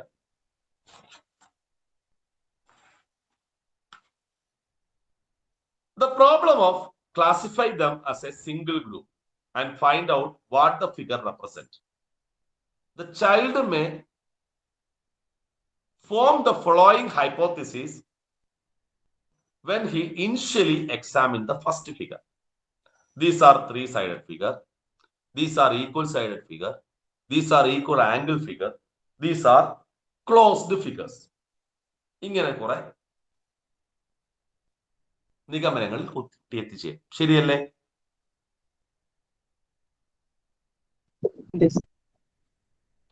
Again, scanning has been subdivided into two: simultaneous scanning and successive scanning. In simultaneous scanning, all the hypotheses are tested with regards to each number of the group. Each figure in this example. ഇവിടെ നോക്കുക, എല്ലാ ഫിഗറും ഇത് ഒരുപോലെയാണോ?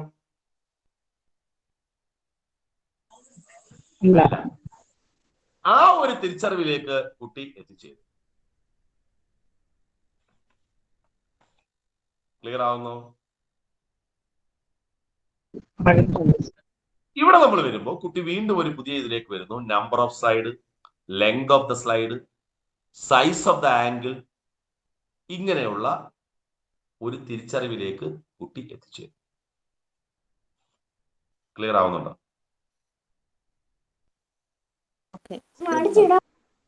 That process is focusing. Scanning എന്ന് പറഞ്ഞാൽ എന്താണ്? ആദ്യം ഇതിനെ മൊത്തത്തിൽ അതിന്റെ രൂപങ്ങളെ കണ്ടെത്തും, എന്നിട്ട് ഇതിനെ ഓരോന്നിന്റെയും സവിശേഷമായ ശ്രദ്ധയിലേക്ക് ശ്രദ്ധ കേന്ദ്രീകരിക്കുന്നതാണ് ഫോക്കസിങ്. ക്ലിയർ ആയോ? അതെ അതെ. ക്ലിയർ ആയോ? അപ്പോ പിയാഷെയുടെയും ബ്രൂണറുടെയും ലേണിംഗ് സിദ്ധാന്തങ്ങൾ ക്ലിയർ ആയോടെ പിള്ളേരെ? ക്ലിയർ. അടുത്തത് അസുബലിന്റെ theory of reception learning or meaningful verbal learning. Sir ഒരു ഡൗട്ടേ സാർ, ഈ സ്കഫോൾഡിംഗ് എന്ന ടേം ആദ്യമായിട്ട് കൊണ്ടുവന്നത് വൈഗോട്സ്കി ആണോ ബ്രൂണർ ആണോ? വൈഗോട്സ്കി ആണ്. അതിലേക്ക് ഞാനിപ്പോ വരുന്നുണ്ട്. അടുത്ത വൈഗോട്സ്കിയിലേക്ക് വരുമ്പോ നമ്മൾ പറഞ്ഞുതരാം. Okay sir. വൈഗോട്സ്കി ഇനിയിപ്പോ അടുത്ത വൈഗോട്സ്കി ആണ്. സ്പൈറൽ കരിക്കുലം ബ്രൂണർ ആണ്. അപ്പൊ സീക്വൻഷ്യൽ എന്ന് പറയുന്ന ആ ഒരു കരിക്കുലം, സീക്വൻഷ്യൽ കരിക്കുലം അവതരിപ്പിച്ചത് ബ്രൂണർ ആണ്. അപ്പൊ സ്പൈറലും സീക്വൻഷ്യലും രണ്ടും ബ്രൂണർ ആണ്. അതെ അതെ. Okay thank you sir. അടുത്തത് Ausubel's theory of reception learning. Reception learning എന്ന് പറഞ്ഞതാണ് സ്വീകരണ പഠനം, ഓർ അല്ലെങ്കിൽ അതിനെ തന്നെ നമ്മൾ പറയുന്ന മറ്റൊരു പേരാണ് മീനിങ്ഫുൾ വെർബൽ ലേണിംഗ്. അർത്ഥപൂർണമായ ഭാഷാ പഠനം. പഠിച്ചിട്ടുണ്ടോ? പഠിച്ചിട്ടുണ്ട് sir. The meaningful learning theory is attributed to David Asubel. According to this theory, students are considered to be the center of the teaching learning process, and the teachers are the facilitators. Clear ആയോ പിള്ളേരെ? Clear ആയി.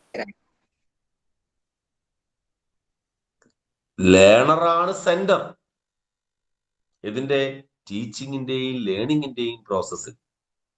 Teacher are the facilitators. അധ്യാപകൻ ഇവിടെ ഒരു facilitator മാത്രമാണ്.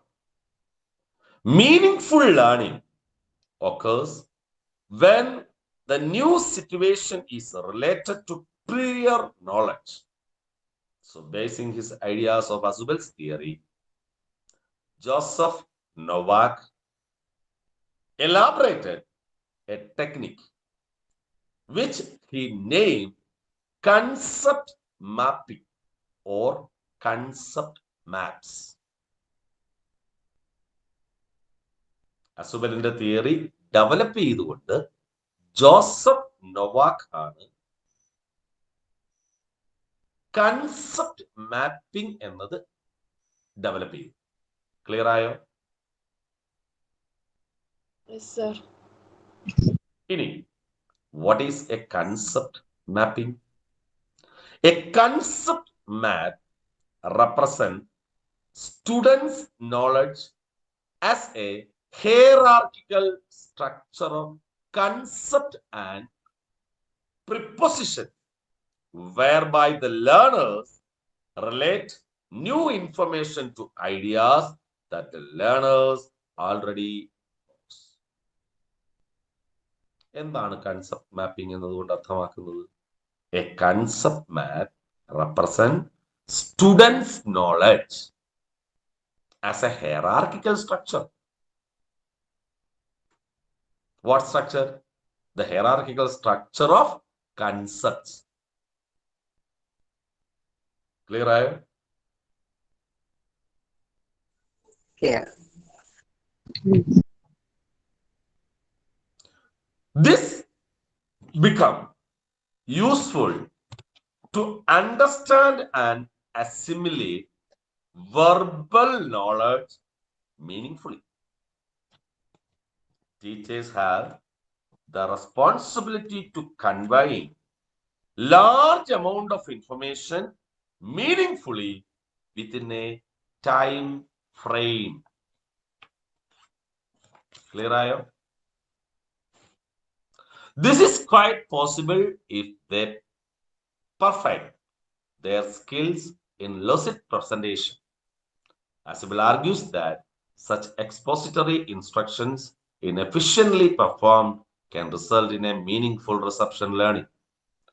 Cognitive structure of the learner and structure of the discipline. An individual is likely to form on the basis of assimilated experiences. When an individual's cognitive structure interacts with the structure of various disciplines, a machinery process starts. There is hierarchy of organism in every discipline, whereby broad and abstract concept and considered to be begin with. In this structure, as well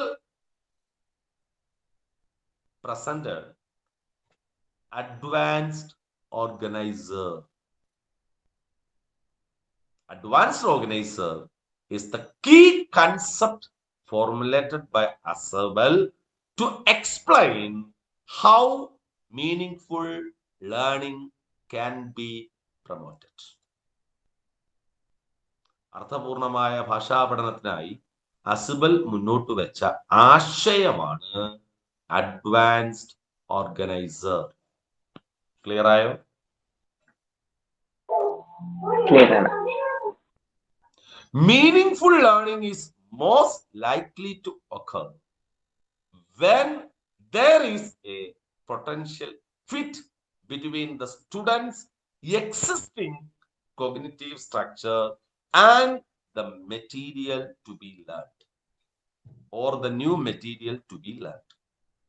പഠിക്കേണ്ട പുതിയ പാഠ്യവസ്തുവും കുട്ടിയുടെ മുന്നറിവും തമ്മിലുള്ള ഒരു potential fit ആണ് advanced organiser നൽകുന്നത്. The use of an advanced organizer is meant to make this fit more likely. Advanced organizers are introducing the idea that are connecting in between the previous knowledge of a student and the coming new curricular objectives.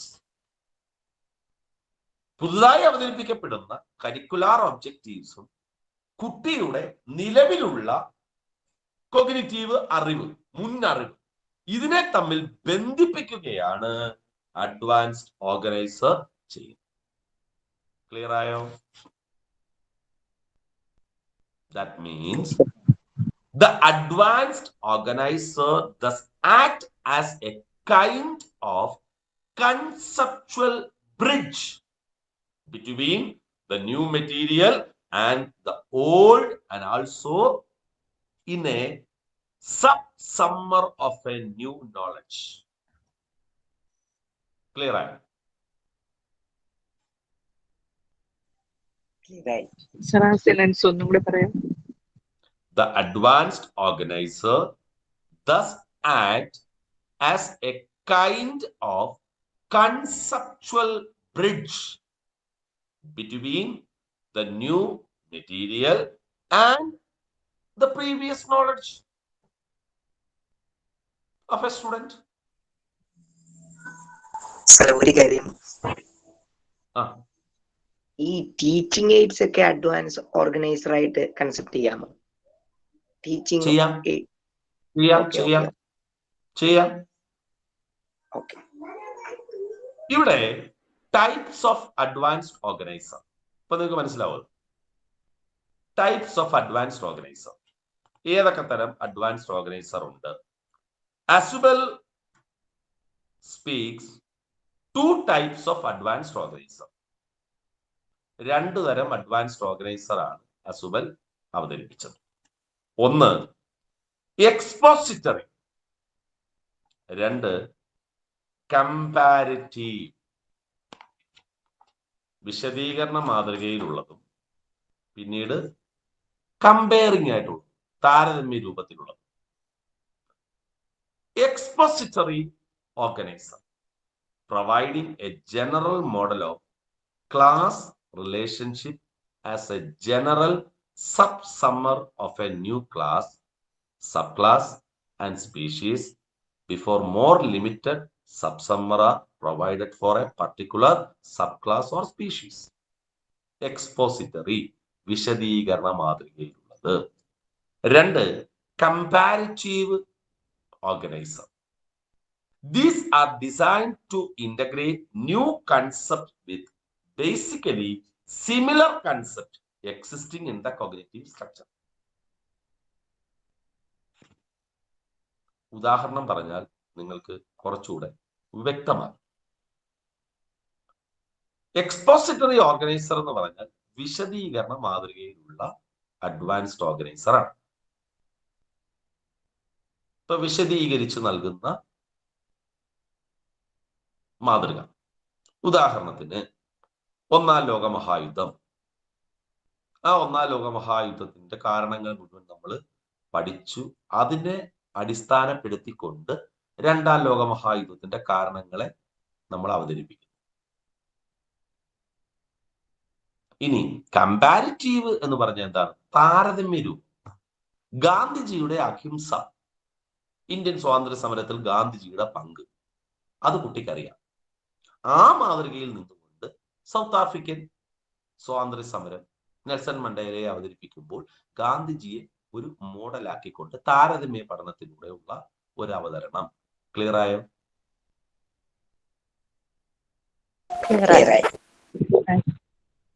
ഇനി functions served by advance organiser. Advance ഓർഗനൈസറിന്റെ ധർമ്മങ്ങൾ എന്തൊക്കെയാണ്? ഒന്ന്, it reminds learner of things they already know which will be relevant when they encounter the new material. Note ചെയ്തോളണം ഇത് കേട്ടോ, നിങ്ങൾക്ക് ഒന്ന് മനസ്സിലാക്കി വെച്ചോളണം ഇത്. കാരണം താഴെ പറയുന്നവയിൽ അഡ്വാൻസ് ഓർഗനൈസറിന്റെ which one of the following is not a function of an advanced organiser ചോദ്യം വരുന്നതാണ്. മനസ്സിലാവുന്നുണ്ടോ? ഒന്ന്, it reminds learners of things they already know, which will be relevant when they encounter the new material. First function.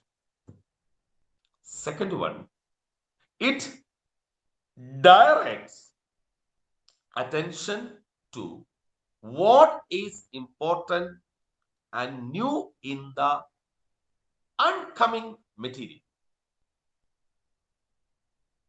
It directs attention to what is important and new in the oncoming materials. പുതിയ പാഠ്യവസ്തുവിനകത്ത് ഏതാണ് പ്രാധാന്യമുള്ളത്, ഏതാണ് പുതുത്, അതിലേക്കുള്ള ശ്രദ്ധ കേന്ദ്രീകരിക്കും. മൂന്ന്, it highlights relationship among ideas that are presented and systematize the cognitive structure. It highlights relationship among ideas that are presented and systematize the cognitive structure. Fourth one, it facilitates learning and retention by referring the fundamental concepts and principles learning in the previous lesson and relating them to the new material.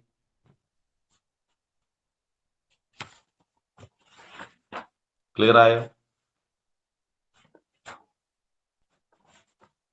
Clear ആയോ?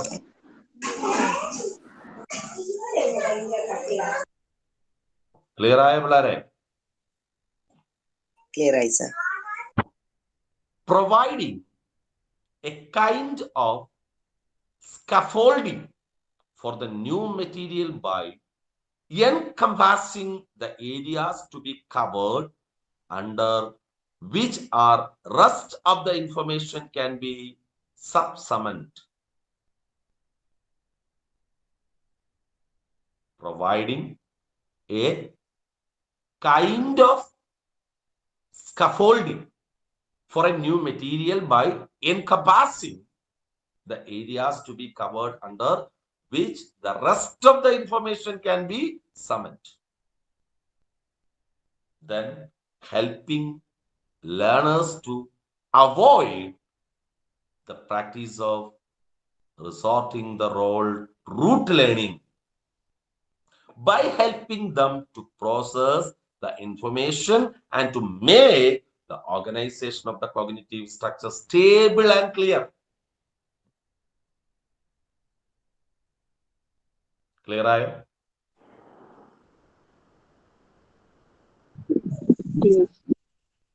Clear ആയോ പിള്ളേരെ? Clear ആയി. ഇനി as well mentioned two important principles involved in meaningful verbal learning. അസുബല് രണ്ട് പ്രധാനപ്പെട്ട principles ആണ് ഈ meaning verbal ലേണിംഗിൽ ഉൾപ്പെടുത്തിയിട്ടുള്ളത്. ഒന്ന്, പ്രോഗ്രസീവ് ഡിഫറൻസിയേഷൻ. ഒന്നാമത്തെ എന്താണ്? Progressive differentiation. Progressive differentiation. It refers to the order in which information has to be presented to the learner for meaningful reception. It was pointed out earlier that is the most general or broad idea. Progressive differentiation. രണ്ട്, integrative reconciliation. Progressive, ഒന്നാമത്തത് progressive differentiation, രണ്ട് integrative reconciliation. എന്താണ് integrated reconciliation എന്ന് പറയുന്നത്? It refers to the deliberate linking process of new ideas and information by previous learned content. Clear ആയോ? ആ രണ്ടായി ആശയം ക്ലിയർ ആയോ? ക്ലിയർ. യേശു, Deliberately. A plan of action for instruction for meaningful verbal learning. ഒരു meaningful verbal learning നടത്തണമെങ്കിൽ അതിലൊരു plan of action ഉണ്ട്. ആസ് എ ടീച്ചർ എപ്രകാരമായിരിക്കണം ഈ മീനിങ്ഫുൾ വെർബൽ ലേണിംഗ് നടത്തേണ്ടത്? Now let us consider a plan of action for the teacher by which Asubel's theories meaningful verbal learning can be practiced. A teacher's model. ഒരു teaching model അവതരിപ്പിച്ചിട്ടുണ്ട് അസുബൽ. Step 1. Make a throughout analysis of the material to be translated. പഠിപ്പിക്കേണ്ട വിഷയത്തെ ഗാഢമായി അപഗ്രഥനത്തിന് വിധേയമാക്കുക. ആരാ? അധ്യാപകൻ. That should be done in tune with the principle of progressive differentiation. ആ progressive ഡിഫറൻസിയേഷന്റെ principle അനുസരിച്ചിട്ടായിരിക്കണം ഇത് ആഴത്തിൽ പഠിപ്പിക്കേണ്ട കാര്യത്തെക്കുറിച്ച് അധ്യാപകൻ ആഴത്തിൽ ഒരു വിശകലനം ആദ്യം നടത്തണം. 2, ascertain the prerequisites to be ensured in the existing cognitive structure if the above material are to be meaningfully received and integrated with the cognitive structure.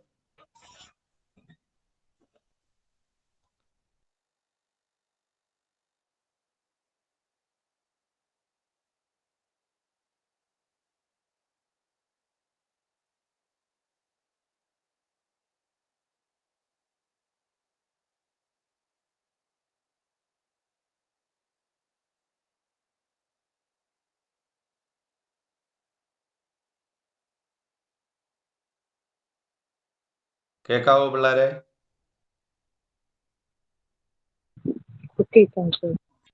കേൾക്കാവോ? കേൾക്കാം. ഒരു കോള് വന്നു ഇടയ്ക്ക്, അങ്ങനെ ഒന്ന് കട്ടായതാണ്.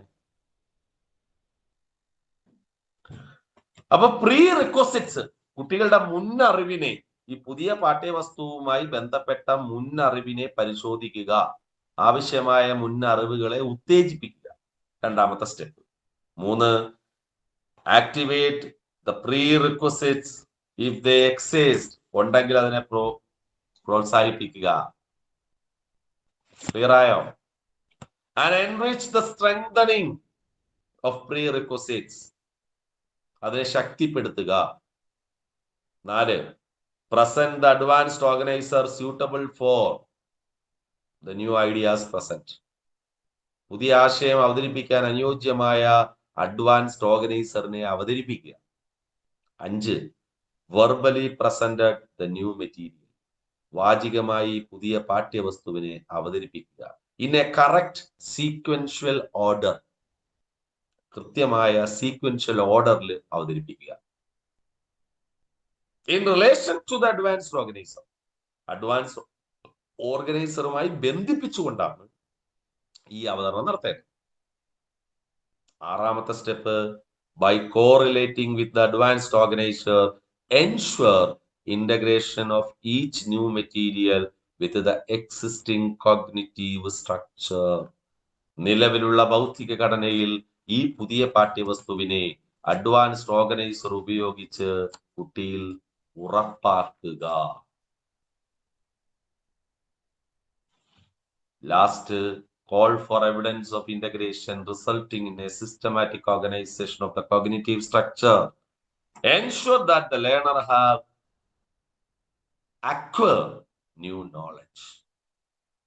ഈ പുതിയ അറിവ് കുട്ടി നേടി എന്ന് ഉറപ്പുവരുത്തുക. ഇങ്ങനെ 7 സ്റ്റെപ്സിലൂടെയാണ് ഒരു അഡ്വാൻസ്ഡ് ഓർഗനൈസർ ഫലപ്രദമായി ഒരു അധ്യാപകൻ അവതരിപ്പിക്കേണ്ടത്. ക്ലിയർ ആയോ?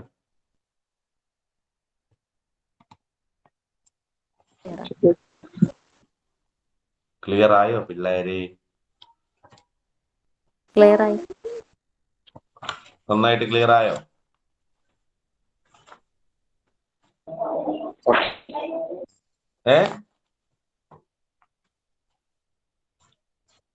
Okay sir. അടുത്തത് ഗാഗ്നയുടെ implication. Gagne, hierarchy of learning.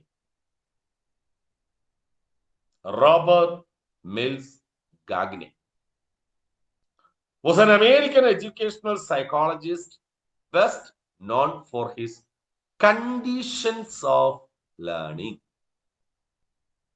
അദ്ദേഹത്തെ പ്രസിദ്ധനാക്കിയത് ഇദ്ദേഹത്തിന്റെ conditions of learning. He went on to develop a series of studies and works that simplified and explained good instruction. In 1956, Gagne proposed a system of classifying different types of learning in terms of the degree of complexity of mental process involved. Clear ആയോ? Clear ആയി. Gagne identified 8 basic types and arranged these in a hierarchy. According to Gagne. ഒരു minute.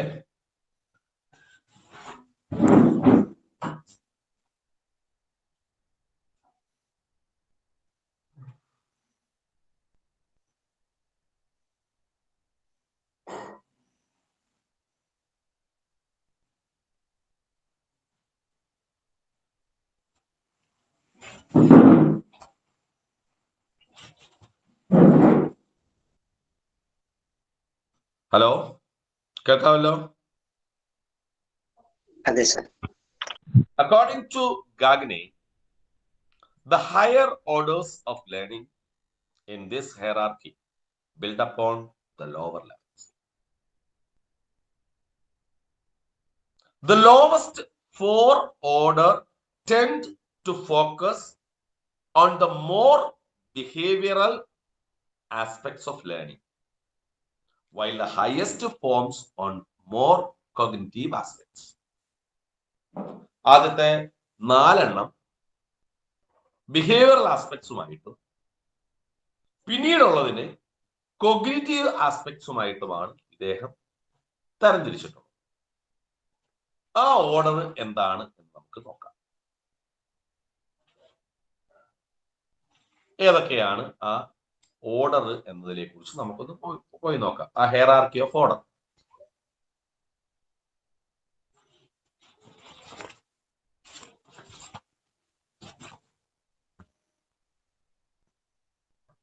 First one, the primary level of learning, that is signal learning.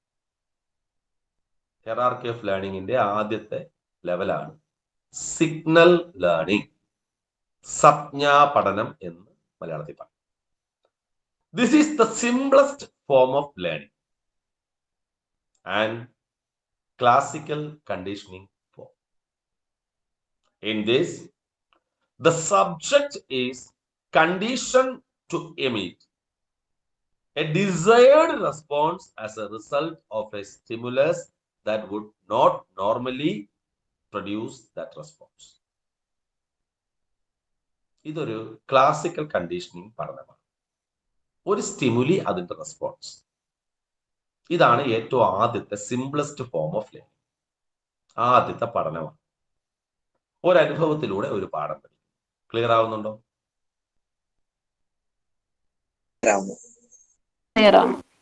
The application of conditioning, classical conditioning in facilitating human learning, however, it is very limited. രണ്ടാമത്തെ learning ആണ് stimulus response learning, ചോദക പ്രതികരണ പഠനം. That is the trial and error form of learning. ഇത് trial and error form of learning അല്ലെങ്കിൽ operant learning. Clear ആയോ? It involves developing desired stimulus response. Bond is the subject through a carefully planned reinforcement schedule based on the use of reward and punishment. റിവാർഡിലൂടെയോ പണിഷ്മെന്റിലൂടെയോ സ്റ്റിമുലസും റെസ്പോൺസും തമ്മിലുള്ള ഒരു bond create ചെയ്തുകൊണ്ട് stimulus response ആയിട്ടുള്ള ഒരു പഠനം. അതാണ് രണ്ടാമത്തെ പഠനം. ക്ലിയർ ആയോ? ക്ലിയർ ആയി. മൂന്നാമത്തത് ചെയിനിങ്. ആ ഹെറാർക്കിയിലെ മൂന്നാമത്തതാണ് ചെയിനിങ് എന്ന് പറയുന്നത്. This is more advanced form of learning. ഇത് കുറച്ചുകൂടെ അഡ്വാൻസ്ഡ് ആയിട്ടുള്ള ഒരു ഫോമാണ്. In which the subject develops the ability to connect two or more previously learned stimulus response bond into a linked sequence. അതായത് മുൻ സ്റ്റിമുലസ് റെസ്പോൺസിലൂടെ നേടിയെടുത്ത ഒന്നിലധികം അറിവുകളെ കൂട്ടിയോജിപ്പിച്ചുകൊണ്ട് ഒരു ശൃംഖല രൂപവൽക്കരിക്കും. ക്ലിയർ ആവുന്നുണ്ടോ? അറിവുകളുടെ ഒരു ശൃംഖല.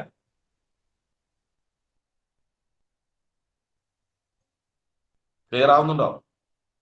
ക്ലിയർ ആവുന്നു. ഇങ്ങനെ ഒരു ശൃംഖല രൂപവൽക്കരിക്കണമെങ്കിൽ the conditions that are necessary for efficient chain learning, ഇത്തരത്തിലൊരു ചെയിൻ ലേണിംഗ് എഫിഷ്യന്റ് ആയിട്ട് രൂപവൽക്കരിക്കപ്പെടണമെങ്കിൽ 3 കണ്ടീഷൻസ് പറയുന്നുണ്ട്. The individual link in the chain must have been previously learned. 2, there must be continuity of each link with the previous one. 3, practice is required. മനസ്സിലായോടെ? ഇപ്രകാരം ഒരു chain രൂപവൽക്കരിക്കണമെങ്കിൽ വ്യക്തി എന്ത് ചെയ്യണം? The individual link in the chain must have been previously learn. മുന്നു പഠിച്ചതുമായിട്ടുള്ള ഒരു ലിങ്ക് രൂപവൽക്കരിക്കണം. ദർ മസ്റ്റ് ബി കണ്ടിന്യൂസ്ലി, ഇത് തുടർച്ചയുണ്ടാവണം. പ്രാക്ടീസ് വളരെ അത്യാവശ്യം. Chaining learning. ക്ലിയർ ആയോ? ക്ലിയർ ആവും. 4-മത്തത് വെർബൽ അസോസിയേഷൻ. 4-മത്തെ എന്താണ്? Verbal association. This is a form of chaining in which the link between the item being connected as verbal in nature, ഭാഷാപരമായ ബന്ധം ഇതിന് ഉൾപ്പെടുത്തുന്നു. ഭാഷയെ ഇൻക്ലൂഡ് ചെയ്തുകൊണ്ട് പഠനം മുമ്പോട്ട് കൊണ്ടുപോകും. വെർബൽ ലിങ്കിങ് നടത്തുന്നു. 5, multiple discrimination. This involves the ability to make appropriate responses to a series of similar stimuli that differ in a systematic way. Multiple discrimination എന്താണ്? തരംതിരിക്കാനുള്ള കഴിവ് നേടിയെടുക്കുന്നു. മൾട്ടിപ്പിൾ, ബഹുമുഖ വിവേചനം. The process is made more complex and hence more difficult. Then 6-മത്തത് concept learning. This involves developing the ability to make a consistent response to different stimuli that form a common class or category of some sort. It forms the basis of the ability to generate classifications.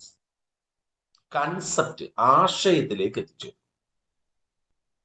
7, principle learning or rule learning. This is the very high level of cognitive process. According to Gagne, it involves being able to learn relationship between concepts and apply these relationships in different situations.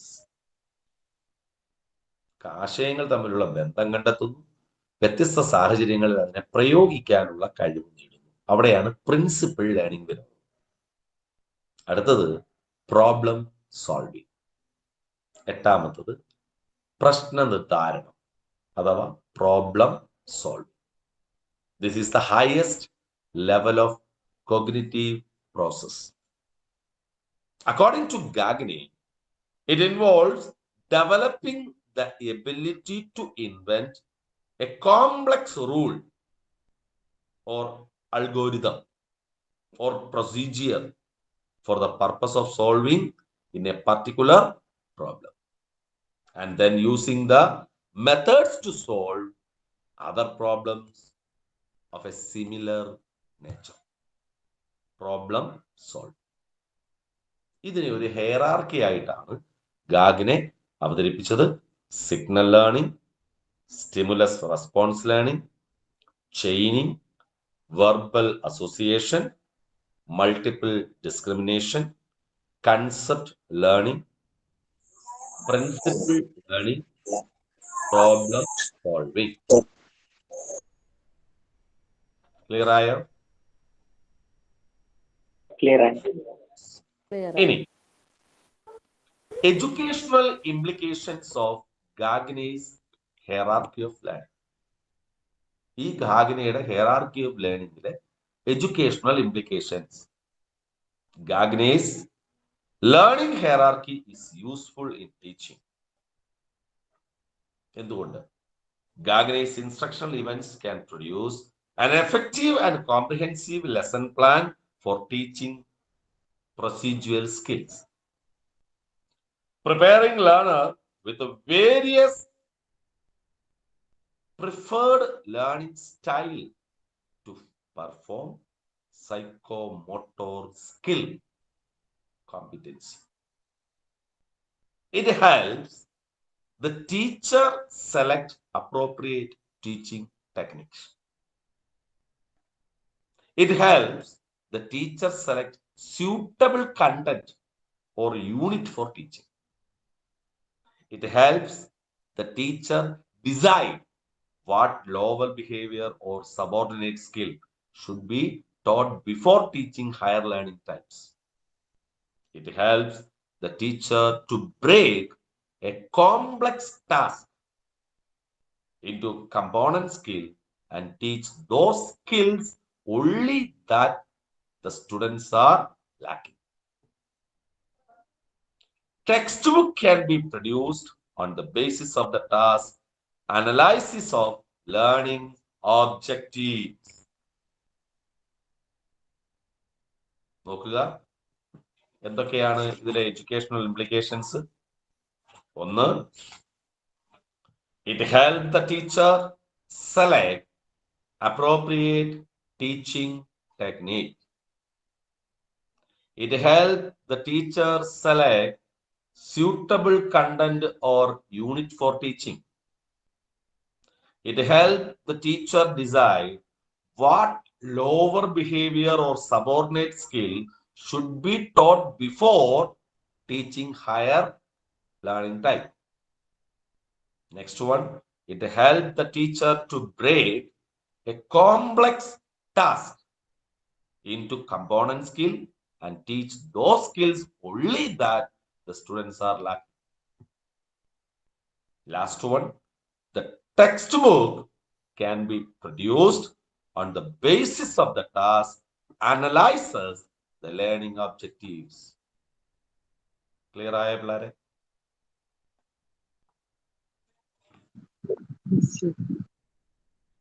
Clear ആയോ?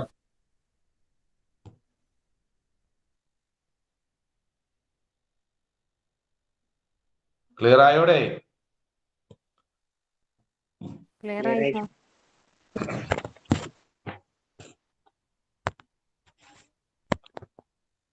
അപ്പൊ ഗാഗിനെ നമ്മൾ കണ്ടല്ലോ. Yes.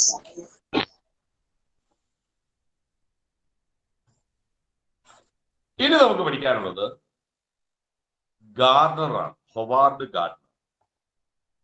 Howard ഗാർണറുടെ contribution എവിടെയാണ് അറിയാമോ? Intelligence.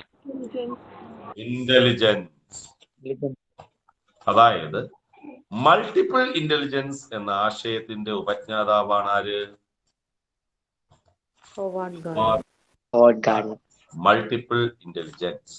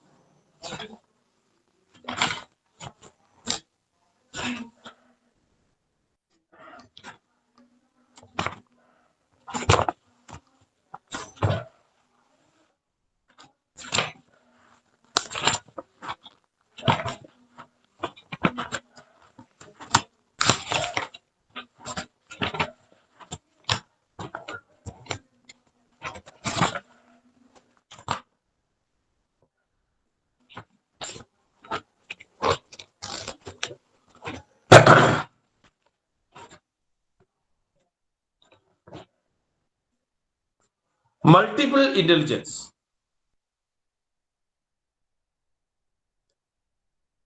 ഇദ്ദേഹം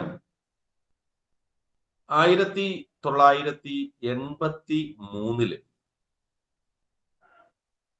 frames of mind എന്ന ഒരു പുസ്തകം പുറത്തിറക്കി.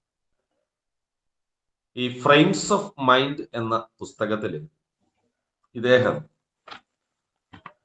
പലതരം ബുദ്ധികളെ കുറിച്ച് പ്രതിപാദിച്ചു. മൾട്ടിപ്പിൾ ഇന്റലിജൻസ് എന്ന ആശയം ഇദ്ദേഹം പ്രതിപാദിച്ചു. ഇതിൽ അദ്ദേഹം 7 തരം intelligence, there are 7 types of intelligence, ഇദ്ദേഹം അവതരിപ്പിച്ചു. പിന്നീട് 1999 ഇദ്ദേഹം മറ്റൊരു പുസ്തകം പുറത്തിറക്കി,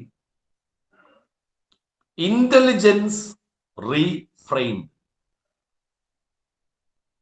ഈ പുസ്തകത്തിൽ 8ാമത് ഒരു ബുദ്ധി കൂടി ഇദ്ദേഹം അവതരിപ്പിച്ചു. അങ്ങനെ മൾട്ടിപ്പിൾ ഇന്റലിജൻസ്, 8 തരം പേഴ്സണൽ ഇന്റലിജൻസ് വ്യക്തികൾക്കുണ്ട് എന്ന ആശയം അവതരിപ്പിച്ച വ്യക്തിയാണ് ഗാർണർ. ഗാർണർ അവതരിപ്പിച്ച ആ 8 തരം ബുദ്ധികളാണ്. ഒന്ന്, visual and spatial intelligence. It is the ability to perceive the visual. Learner who possess this at a higher level of tend to think in terms of picture. They can create vivid mental images to retain information. Their skills are puzzle building, studying chart, good sense of direction, sketching, painting, creating visual metaphors,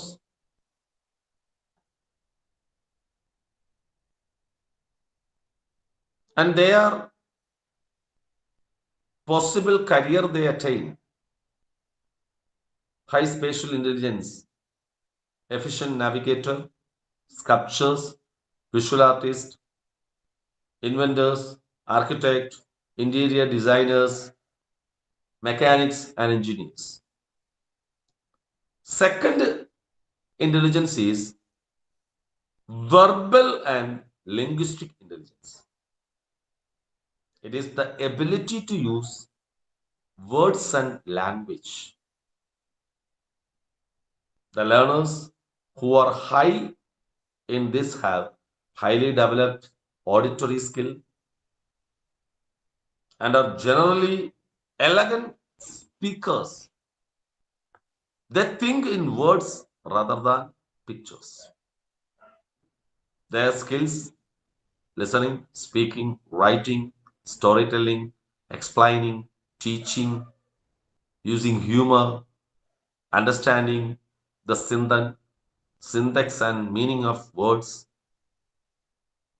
Possible career they attain: poet, journalist, writers, teachers, lawyers, politicians, translators, etc.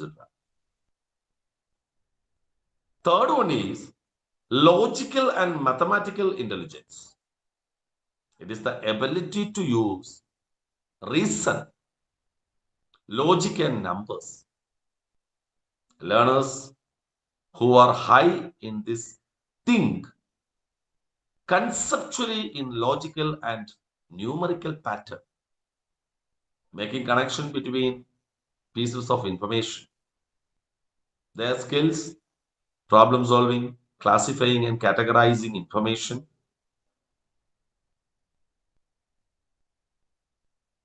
handling long chain of reason, doing controlled experiments, exploring and wondering about natural events. Their career: scientists, engineers, computer programmers, researchers, accountant, mathematicians. Fourth one, bodily and kinesthetic intelligence. It is the ability to control body movements and handle objects skillfully. Their skills: dancing, physical coordination, sports, acting, miming, use hands to create or build, expressing emotions through the body, smooth and rhythmic movements. Their career: athletes, physical education teachers, dancers, actors, firefighters, artisans, circus artists. Fifth one, musical and rhythmical intelligence. It is the ability to produce and appreciate music. Their skills are singing, whistling, playing musical instruments, recognizing tonal pattern, composing music, remembering melodies, understanding the structure and rhythm of music, modulating voice in tunes with emotion. Possible career: musician, singer, composer, and mimicry artist. Sixth one, interpersonal intelligence, is the ability to understand others, interact with them, and establish pleasant relation to others. Their skill: seeing things from others' person's perspectives, patience of listening, empathizing, understanding other people's mood and feelings, counseling, cooperation with groups. Their career: counselors, salesperson, politicians, business person, social worker, volunteer of social service organizations, etc. Intrapersonal intelligence, seventh one. It is the ability to self-reflect and be aware of one's inner state of being. Their skills: recognizing their own strength and weakness, reflecting and analyzing themselves, acquiring awareness of their inner feelings, desires, and dreams, evaluating their thinking pattern. Their careers are researchers, theorists, philosophers, religious workers, like priest. The eighth one is naturalist intelligence, is the ability to recognize and categorize plants, animals, and other objects in nature. Their skill: closely observing all the natural phenomena, internalizing all the silent attributes of various natural phenomena, identifying various plants, animals, and other creatures by observing relevant attributes. Their careers are agriculturalist, botanist, gardenist, geologist, archaeologist, etc. These are multiple intelligence. Just ഓടിച്ചു പറഞ്ഞതേ ഉള്ളൂ ഞാൻ. Clear ആയോ?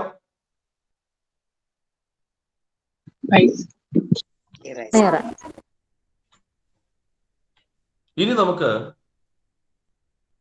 ഒരു 1.5 മണിക്കൂർ കൂടെ വേണ്ടി, കാരണം types of test characteristics of test, പിന്നെ ഏണസ്റ്റ് ക്രാഷൻസ് ഹൈപ്പോത്തിസിസ്, അല്ലേ?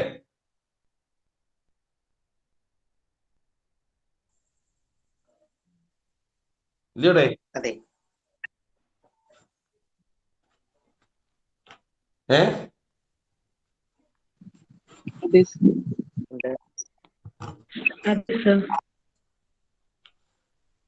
നോക്കാം, ഞാൻ സാറുമായിട്ട് സംസാരിക്കട്ടെ. എന്നിട്ട് നാളെയോ, നിങ്ങൾ ക്ലാസ് എല്ലാം കഴിഞ്ഞോ? ഇല്ല സർ. ഒരു സജഷൻ പറഞ്ഞോട്ടെ? ക്ലാസ് തീർന്നോടെ?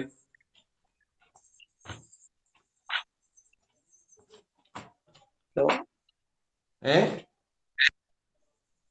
ഈ ലിറ്ററേച്ചറിന്റെ ഒരു ക്ലാസ് കൂടെ വേണ്ടി വരും. ആണോ? അപ്പൊ നമുക്ക് ഒരു ക്ലാസ് കൂടെ നമുക്ക് വെക്കാം. ഇന്ന് പറഞ്ഞേക്കെ മനസ്സിലായോ? കുഴപ്പമില്ലല്ലോ? സാർ ഒരു ഡൗട്ടേ. സാർ ഈ നെപ് 2020 അതിനെ കുറിച്ച് കുറച്ച് പറഞ്ഞു തരാമോ? New education policy 2020.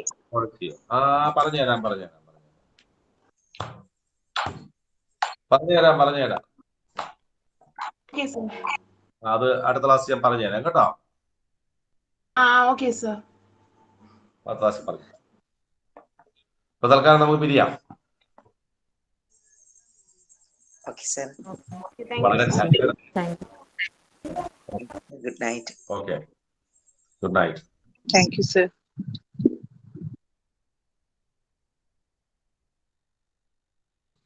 പറയാൻ പറഞ്ഞില്ല.